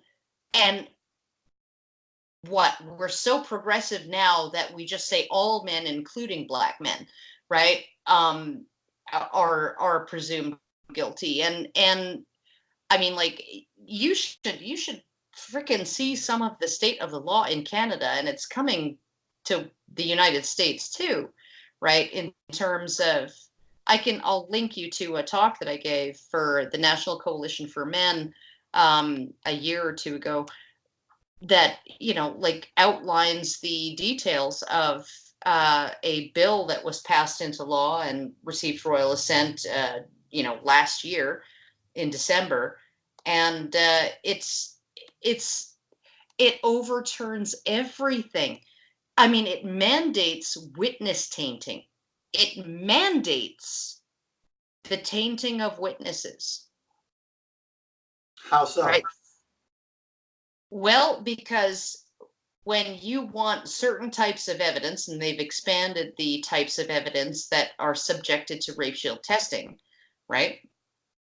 They've expanded it to an incredible degree, right? So those have to all be subjected to a preliminary hearing before the trial, right? And that used to be attended by the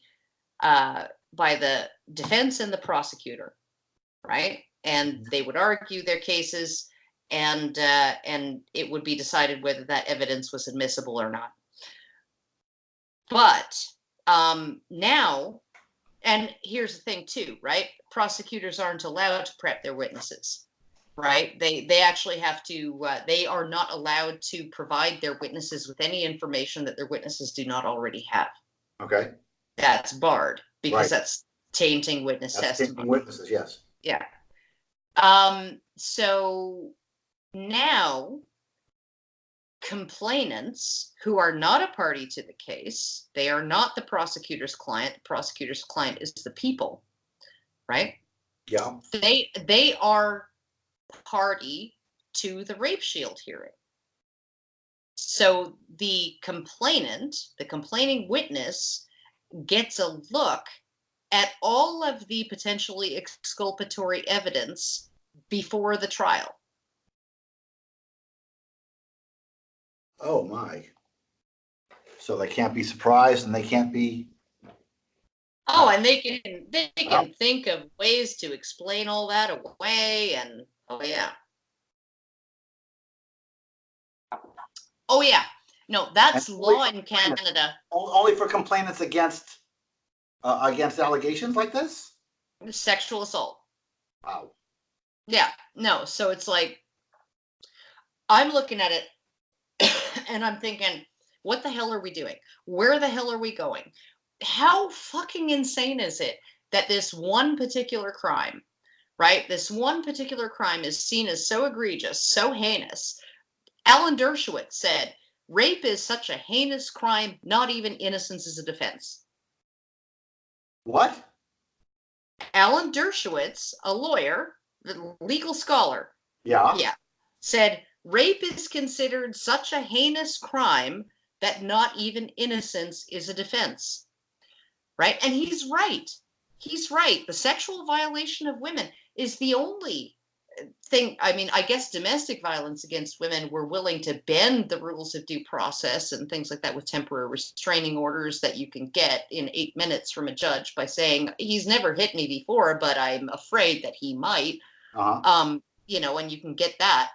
And it sure gets you a leg up in the custody battle, but and the property distribution. But when it comes to sexual assault, this, like, the attacks on due process regarding sexual assault, if you look at Title IX, if you look at, and which Trump's administration has clawed back some of the overreach there in universities, you look at the model penal code, right? The American Law Institute is trying, there's a small cadre, a minority, about 1/4 of the members are trying to institute affirmative consent into the model penal code, which is the next step to going into the criminal statutes, which means that you would have to ask for permission for every escalation of a sexual encounter. So if you hugged a woman without asking her permission first and getting a yes, you'd be in violation. And then if she escalated your hug to a kiss, she'd be in violation, right? And this is not the way adults have sex. And the American Law Institute has been resisting this for years, and this cadre of members keep throwing the spaghetti at the wall, hoping that one day it'll stick. They're just sort of trying to do the referendum over and over again until they get the result they want. When they didn't this year, they went to the American Bar Association and asked them to endorse affirmative consent as something that should exist in the legal statutes, and the American Bar Association initially agreed, and then the other members of the American Law Institute wrote them a letter saying, "What the fuck are you thinking?" Right? And then they backpedaled on it. But I mean, it's a matter of time before that gets into the model penal code and the American Bar Association decides to endorse it, and then, oh, it'll become law. It's already law in Canada. It's going to become law in the United States. So we are all rapists now, David. What? We are all rapists now. I am a rapist multiple times, probably 100 times. Because you accelerated, because I violated what is currently law in Canada. So due process has become passe. Due process has become an attack on women itself. Yeah, and then if due process can't be eroded to the point where every man is guilty as charged, as accused, then we're just going to change the actual definition of the statutes to make all men guilty. You know, like, literally the way the law stands in Canada right now, every single man and probably 75% to 85% of the women are all guilty of a sex crime. They have all committed a sex crime. And the only thing that's saving them is somebody's willingness to accuse them and prosecutorial discretion. So this just infantilizes all women. All women, yeah. All women are too frail, too weak. I'm thinking, I'm wondering if maybe we should put women's sex lives back in the hands of their fathers. Yeah, chastity belts can make a comeback. You know, and the whole thing with, you know, he picks who you're going to marry, young lady, and then there you go. Because I don't know whether women are mature enough as on the whole, right? And I don't know whether society can cope with the idea of female sexual liberation. right? I don't think it can. I mean, we literally have a situation. I was watching a TEDx talk, a counselor at a school, right, saying she deals with troubled kids. She gets a call from a 14-year-old girl one Monday and asks how was your weekend, and the girl says, oh, it was okay. And she says, oh, what'd you do? Oh, I went to a party, I got kind of drunk, and then I hooked up. And this woman is like, oh. And the girl says, yeah, I didn't really know if I liked the guy, so I didn't kiss him, I just gave him a blowjob. Okay. But because she was so drunk, that's rape. Well, no, but this is apparently the new normal. And, who knows? Maybe in 6 years it will be rape, right? Sounds rape. That sounds like something that would be used against him. She was drunk Yeah. and she didn't know him. If she was drunk, then obviously she couldn't consent. Yeah. Well, look at, what's her name? Amy Schumer, right? She did, a stand up talking about this time when, she was sober, he was drunk out of his mind. He was so drunk that he kept on falling asleep while he was eating her out. And she kept on having to wake him up to get him back on task. Okay. All Ah, right. Okay. Okay. Now, imagine the reverse, right? A guy on stage going, this bitch was so fucking drunk, she kept falling asleep, and I kept having to wake her up and shove her head back on my dick. okay. Yeah, Yeah, would would that sounds any horrible. would this person have a career anymore? That would be the end of it. Yeah, but it's not the end of Amy Schumer's career, because it's just because we don't look at things rationally, because we're people and not robots. I'm sorry. So, Wow. yeah. Yeah, it's Feminism crazy. has changed in a very big way. Right. And then Uh, you have the feminist component saying we live in a rape culture where rape is endorsed and normalized by our society. And I'm like, are you fucking kidding me? Because the rapists are second in line behind the pedophiles for a shank in the ribs in the shower in the prison from convicted felons, right? So how even convicted felons, violent criminal men, don't like rapists. So how is our society endorsing and normalizing rape?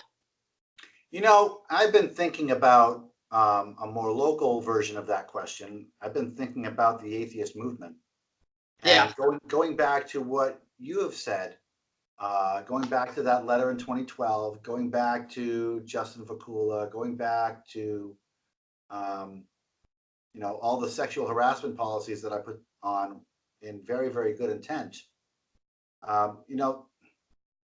People have done wrong things, and there've been incidents, but by and large, there's not misogyny, not a lot of misogyny in the atheist movement. I haven't actually seen. I've seen men act badly. I've seen women act badly, but I haven't seen this. This Systemic it's okay to problem. rape. It's okay to rape women. It's okay to assault women. Women owe us, you know, their bodies, or women owe, I'm entitled to sex. I've heard about it a lot. I haven't seen it.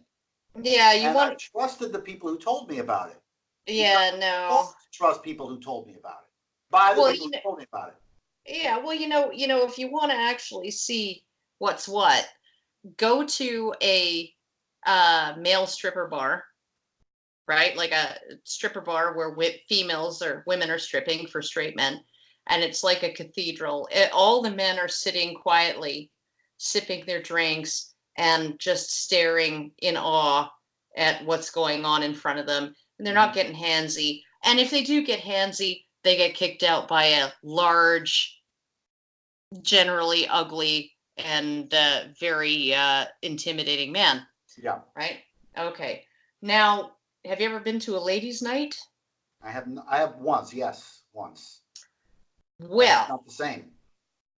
well, I'm just gonna say, I've been to a couple of ladies' nights, and the ladies can't keep their hands to themselves, right? And I know of one man who runs a male strip company who only, and even though most of his dancers are straight, he only plays gay clubs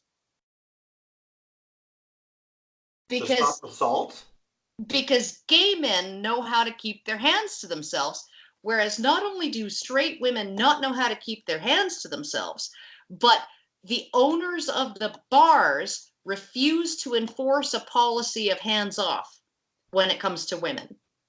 They refuse to actually, like, you go into a gay club and you say there will be, this is a hands off thing, there will be no handsiness, right? And the manager of the gay bar will say, yeah, absolutely, 100% gonna enforce that.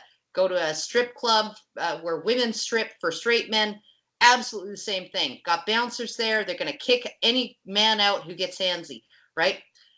You literally have the owners of clubs that put on women's nights, ladies' nights, saying, we're not going to have that policy, because if we had that policy, women wouldn't attend.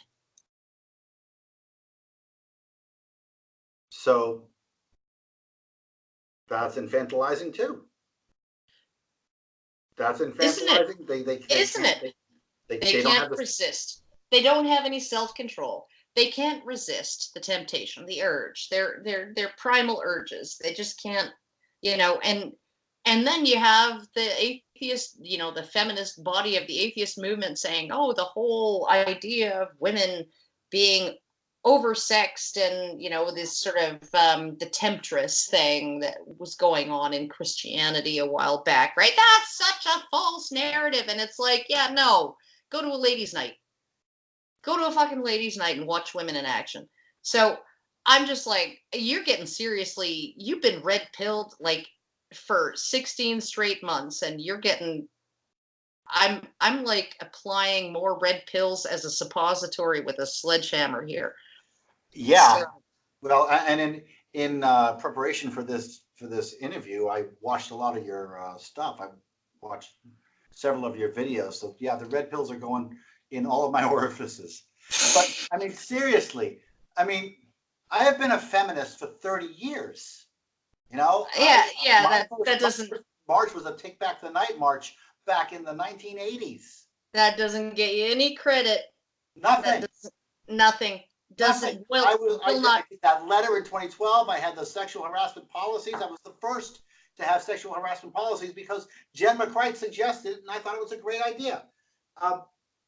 And that gets me nothing. It got me zero due process. Yeah, Zero no friends. credit. No, I shouldn't say zero friends, but my goodness, the and I gotta tell you, the the anti-humanism, the glee that my former friends exhibited at my demise, at my career's demise, the glee, the joy, another one down, another one bites the dust. Well, It's not the feminism that I mean. I have been a feminist for decades. I was a feminist before I was an atheist activist. well, okay, there you go. And it didn't get you anything, and it won't. It won't get anybody anything. And like, honestly, we see all of these situations where, and maybe some of it is like, because I'm gonna look at you and I'm gonna say you were a feminist in good faith. You are not one of these male feminists who's like, okay, so my horrible behavior isn't my fault. It's the fault of the culture and toxic masculinity that No. taught me how to behave this way, right? You're not one of those people. There are a few that as Hugo Schweitzer was one of them. Another one is Alexander Kolpakov. Yeah. That Um, men blame their bad behavior on the patriarchy. yeah. Yeah. No, that's not me. I'm a guilt Yeah. person. It's all my fault. Yeah, there you go. But like, essentially, your feminist credentials don't get you anything. It's like, once you have been singled out as somebody who's wronged the women, then it's all over for you. And that, one of the things that I find really interesting, because, like, I've been in the men's rights movement for a long time. I mean, in the the broader anti-feminist movement. So I talk to libertarians and anarchists and conservatives, and even occasionally people who would consider themselves communists or liberals or whatever, right? Who are all kind of, and one of my favorite reads is E. Belfort Back's The Fraud of Feminism, which was published in, I think, 1908, and he was a Marxist socialist, right? So, but he saw what was going on at the time, and so, I'm looking at it and I'm like, if anybody can, I don't care what you did in the past, right? Like, I don't care what you did in the past, in terms of, I guess, making your own bed. If you buy into feminism and you kind of feed it and nurture it and all of that, and like, if you actually have been harmed by feminism, I'm happy to, like, talk to you, right? Or if you've been harmed by some other sort of men's rights issue that's rooted in traditionalism or gynocentrism or whatever, right? Mm-hmm. I'm happy to talk to you, and I'm happy to talk about the issues, right?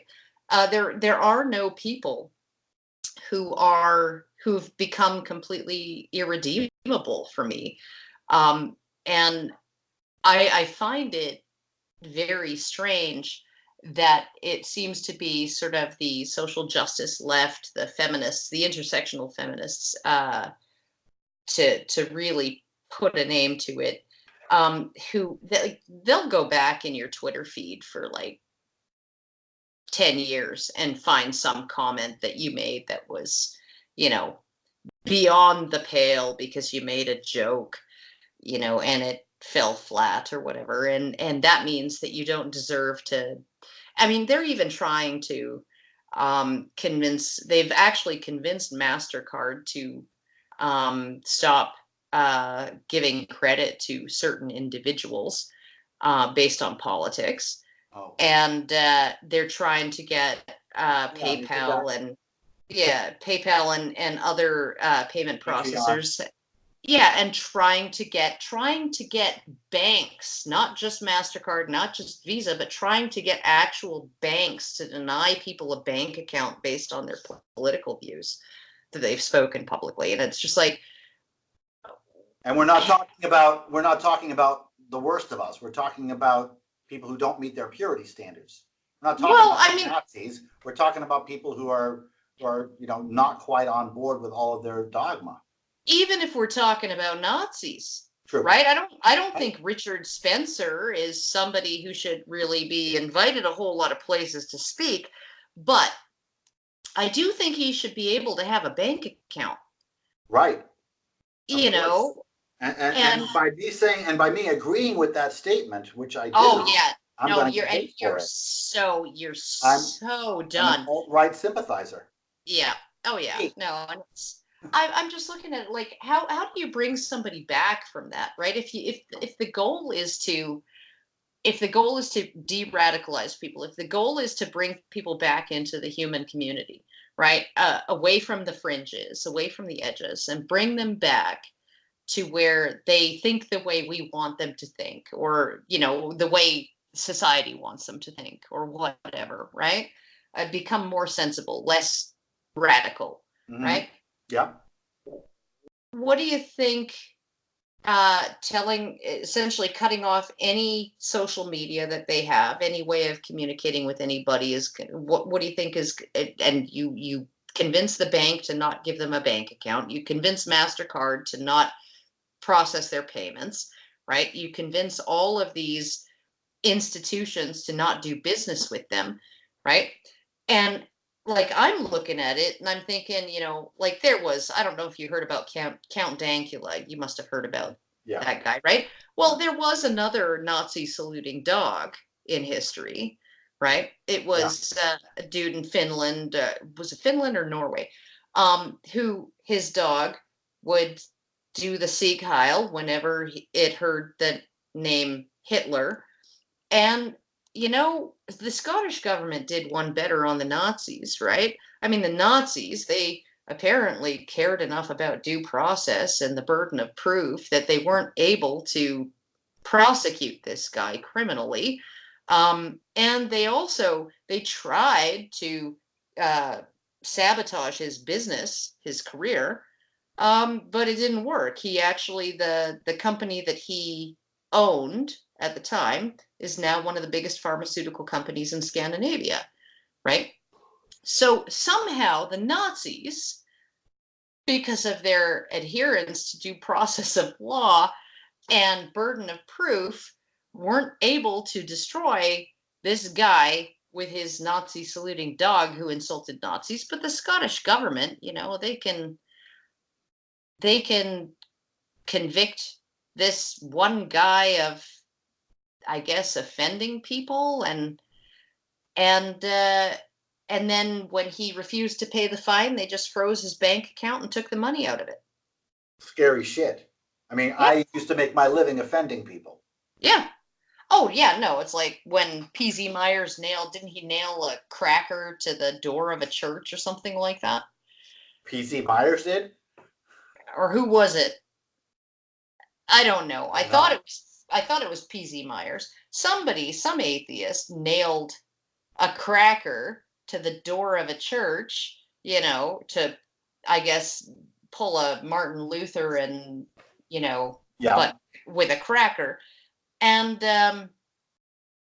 and everybody's like, this is great, right?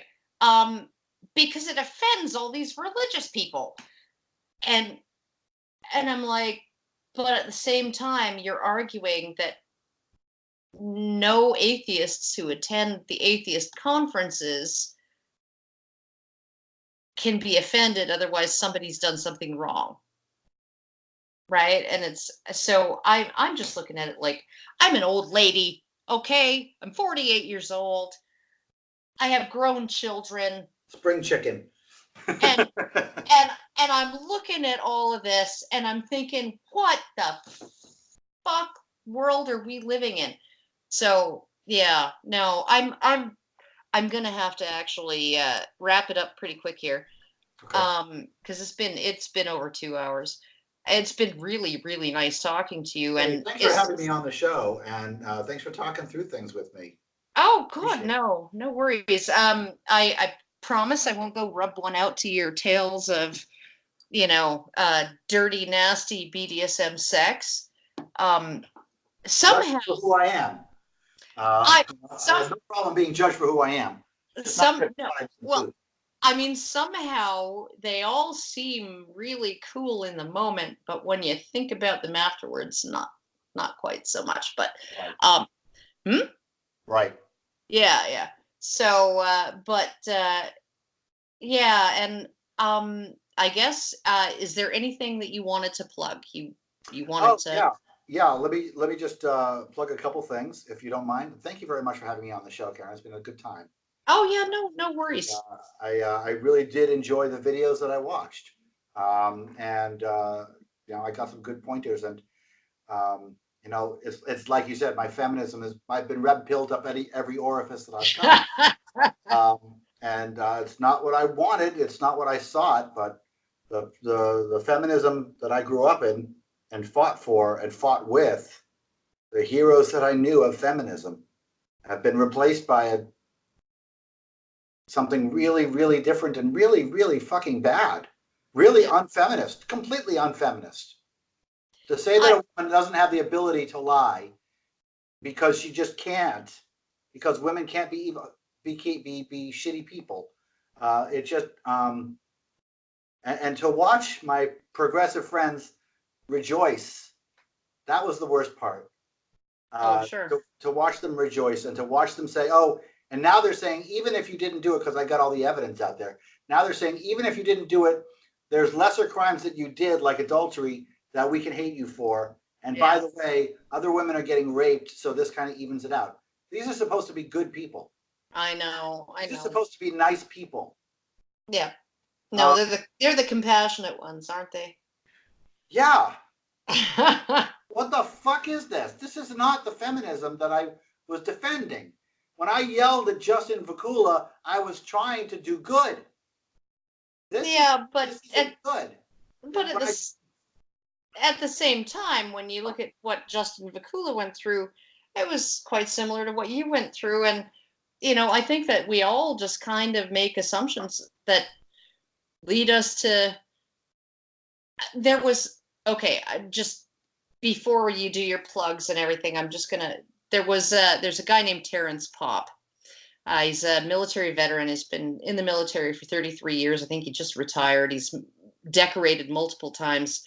Absolutely the most wonderful guy, right? And he said that he told me once over bacon and eggs for lunch that he was approached by one of the guys in his unit who'd just gotten a Dear John letter, right? His wife he was deployed, he was in Iraq, he'd just gotten notification of the divorce filing and the custody, the sole custody request and all of that stuff, right? Mhm. And he was just like, and it was because she found another guy who was there, and oh, my guy isn't here, and he's not here, he's never around, he's not emotionally available, and so I can't depend on him, and so yeah, divorce time, right? And he was like, so Terrence, essentially, he told me, he said to the guy, well, you must have done something wrong, you must have screwed up somehow, you must have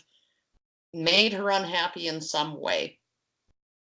And then he says, and then 3 months later, I got my own Dear John letter. And I didn't do anything wrong. I didn't fuck anything up. There was nothing that I did that made her unhappy. She just found somebody else while I was deployed and decided to leave and take the kids and file for divorce and make a claim on the house and, 2/3 of the assets and all of that.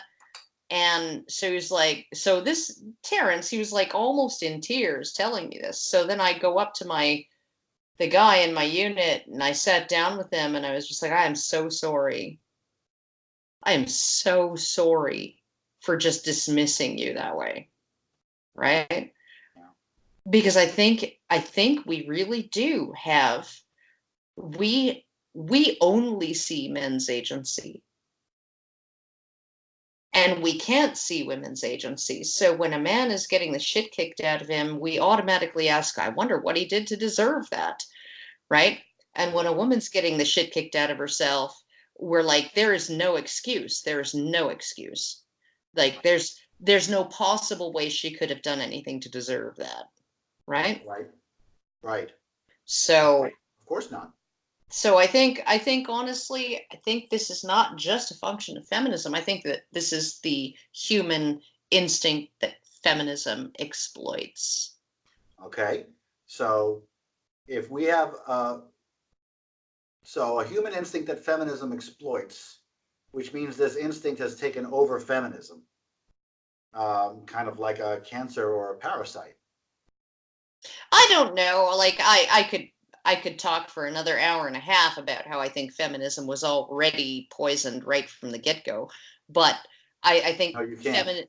I think feminism is the cancer. I don't think women's rights is the cancer, right? Or the parasite. I think that feminism is there has always been an ideological um, kind of a, if you look at the Declaration of Sentiments, it was a declaration of war on men. It essentially blamed men for all the wrong in the world. It blamed men for, it essentially said men and women have had this particular bargain, but men did all of the bargaining and women just had to put up with it. And I don't think that's right. I think that women have always had a certain amount of social and sexual power and moral power. But blaming the entire human condition on men and what men chose to do, and not just all men, but not all men, but well, they do blame all men, but really the people who set the rules are the top 1% of men. Uh-huh. So I mean, like you're sort of looking at this thing that has essentially been denying women's agency right from the get-go, right? Denying women's power, but then using women's power in order to convince you that women have no power so that women can get more power, right? Right.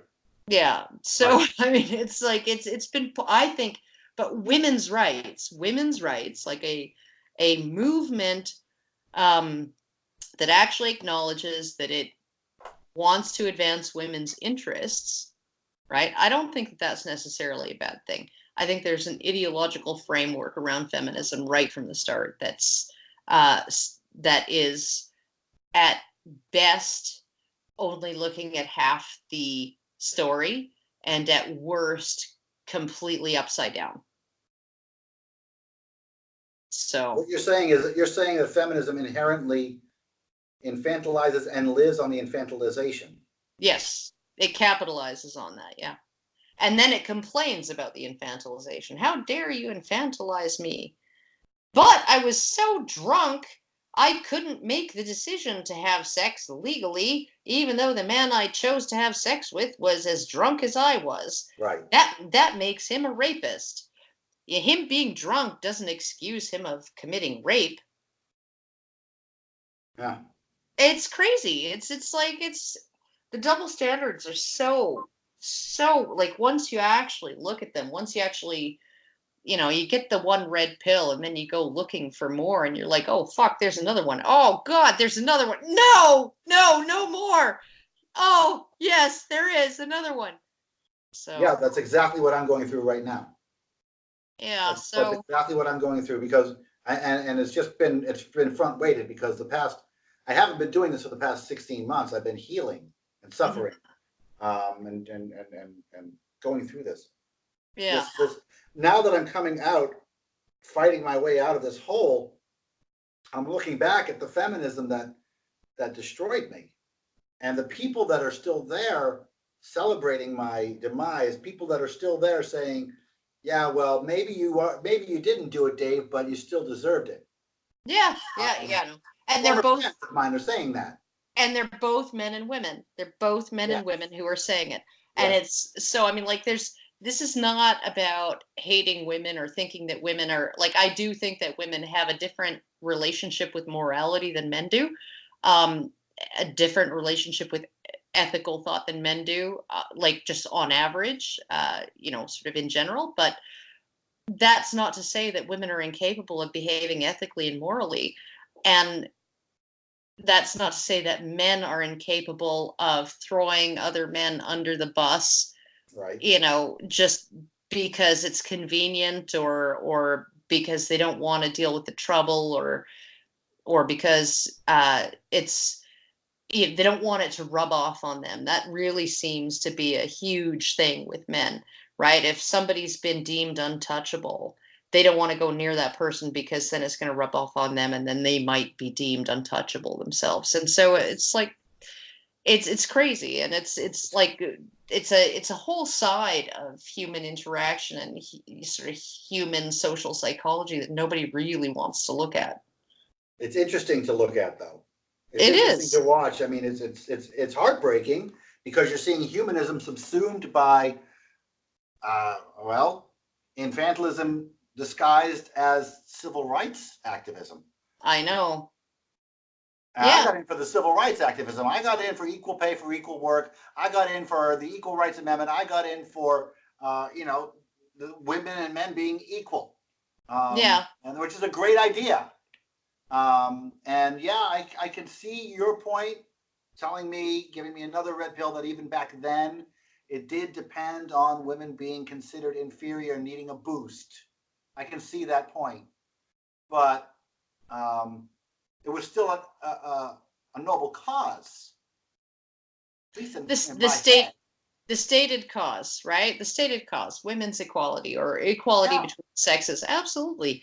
Right. And I think that, one of the things that attracted me to the men's rights movement was that they were the ones who were essentially saying, okay, equality between men and women in all areas, not just in rights and entitlements and privileges, but also in responsibilities and accountability and consequences. And that's what we want. Right. So,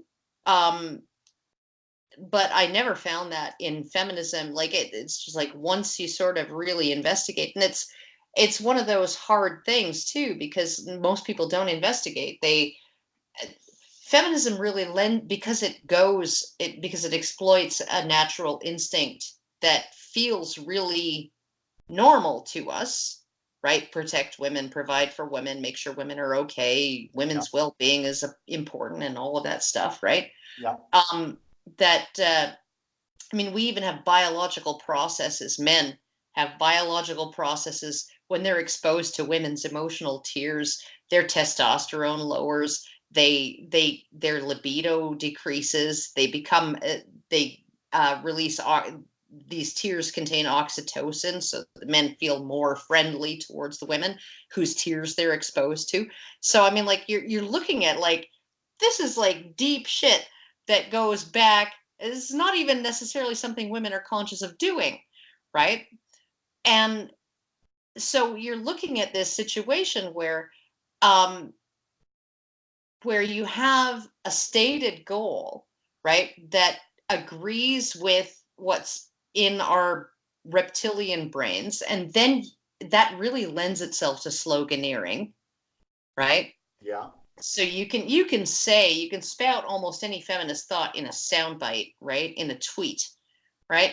Yeah. When you want to refute that as an anti-feminist or an MRA, you have to go into like a 3,000 word treatise on how what that one tweet said was wrong, right? So it's a very counterintuitive thing, but once your eyes are opened and you can't unsee things, it really is intriguing. That's why I've been doing it for 10 years.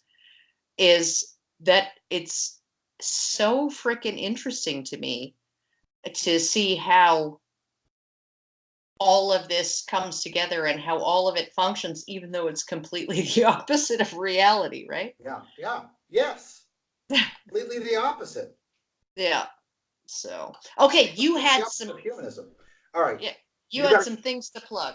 Yes, yes, yes. So my website is firebrandforgood.com. That firebrandforgood.com is where I've got my YouTube channel, which is just starting up. Please subscribe. I've got a Patreon. It's not Patreon, it's Subscribestar because Patreon told me no in advance. Oh, Yeah. So I got Dave Rubin only in advance. oh my Um, God. yeah. Well, you're in good So company there, I guess. right, right. So uh, I am running a GoFundMe campaign right now because I have no income. I have been stripped of my ability to earn money. I have a master's degree. I have 74 patents. But as the guy who used to say all religion deserves to die and now has two Me Too allegations against him, nobody's hiring me. So I sell insurance. So if Oh you need dear. so if you need Aflac, call me. If your company needs Aflac, send me a note. Go to firebrandforgood.com. If you want life insurance, give me a call. Check out the article on Firebrand for Good about Falun Gong. Falun Gong is on my shit list. Um, Falun Gong is a racist cult. The people stretching in the park, the Shen Yun Orchestra that tours around. It is a racist cult that lives on a compound that teaches that the darker your skin, the more polluted you are. And note this, interracial marriage, this is Falun Gong, interracial marriage is so bad that it will help the aliens defeat the humans. I'll say it, Oh, this is not a drill. Falun Gong, the Shen Yun Orchestra, hates interracial marriage because it weakens the human race and it will make it easier for the aliens to conquer us. huh.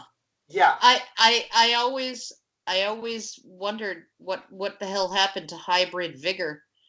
I mean, mutts are healthier than purebreds and live longer, and Well, yeah. according to Falun Gong, according to Li Hongqi, there are 5 species of men: the red, the yellow, the white, the brown, the black.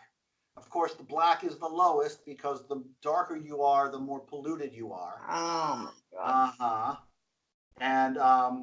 And if you give this guy, this Li Hongqi, if you go to their compound, which is in New York, where they have guard towers and dogs, if you go there and you participate and you give Li Hongqi a lot of money, again, I'm going to be very, very literal here.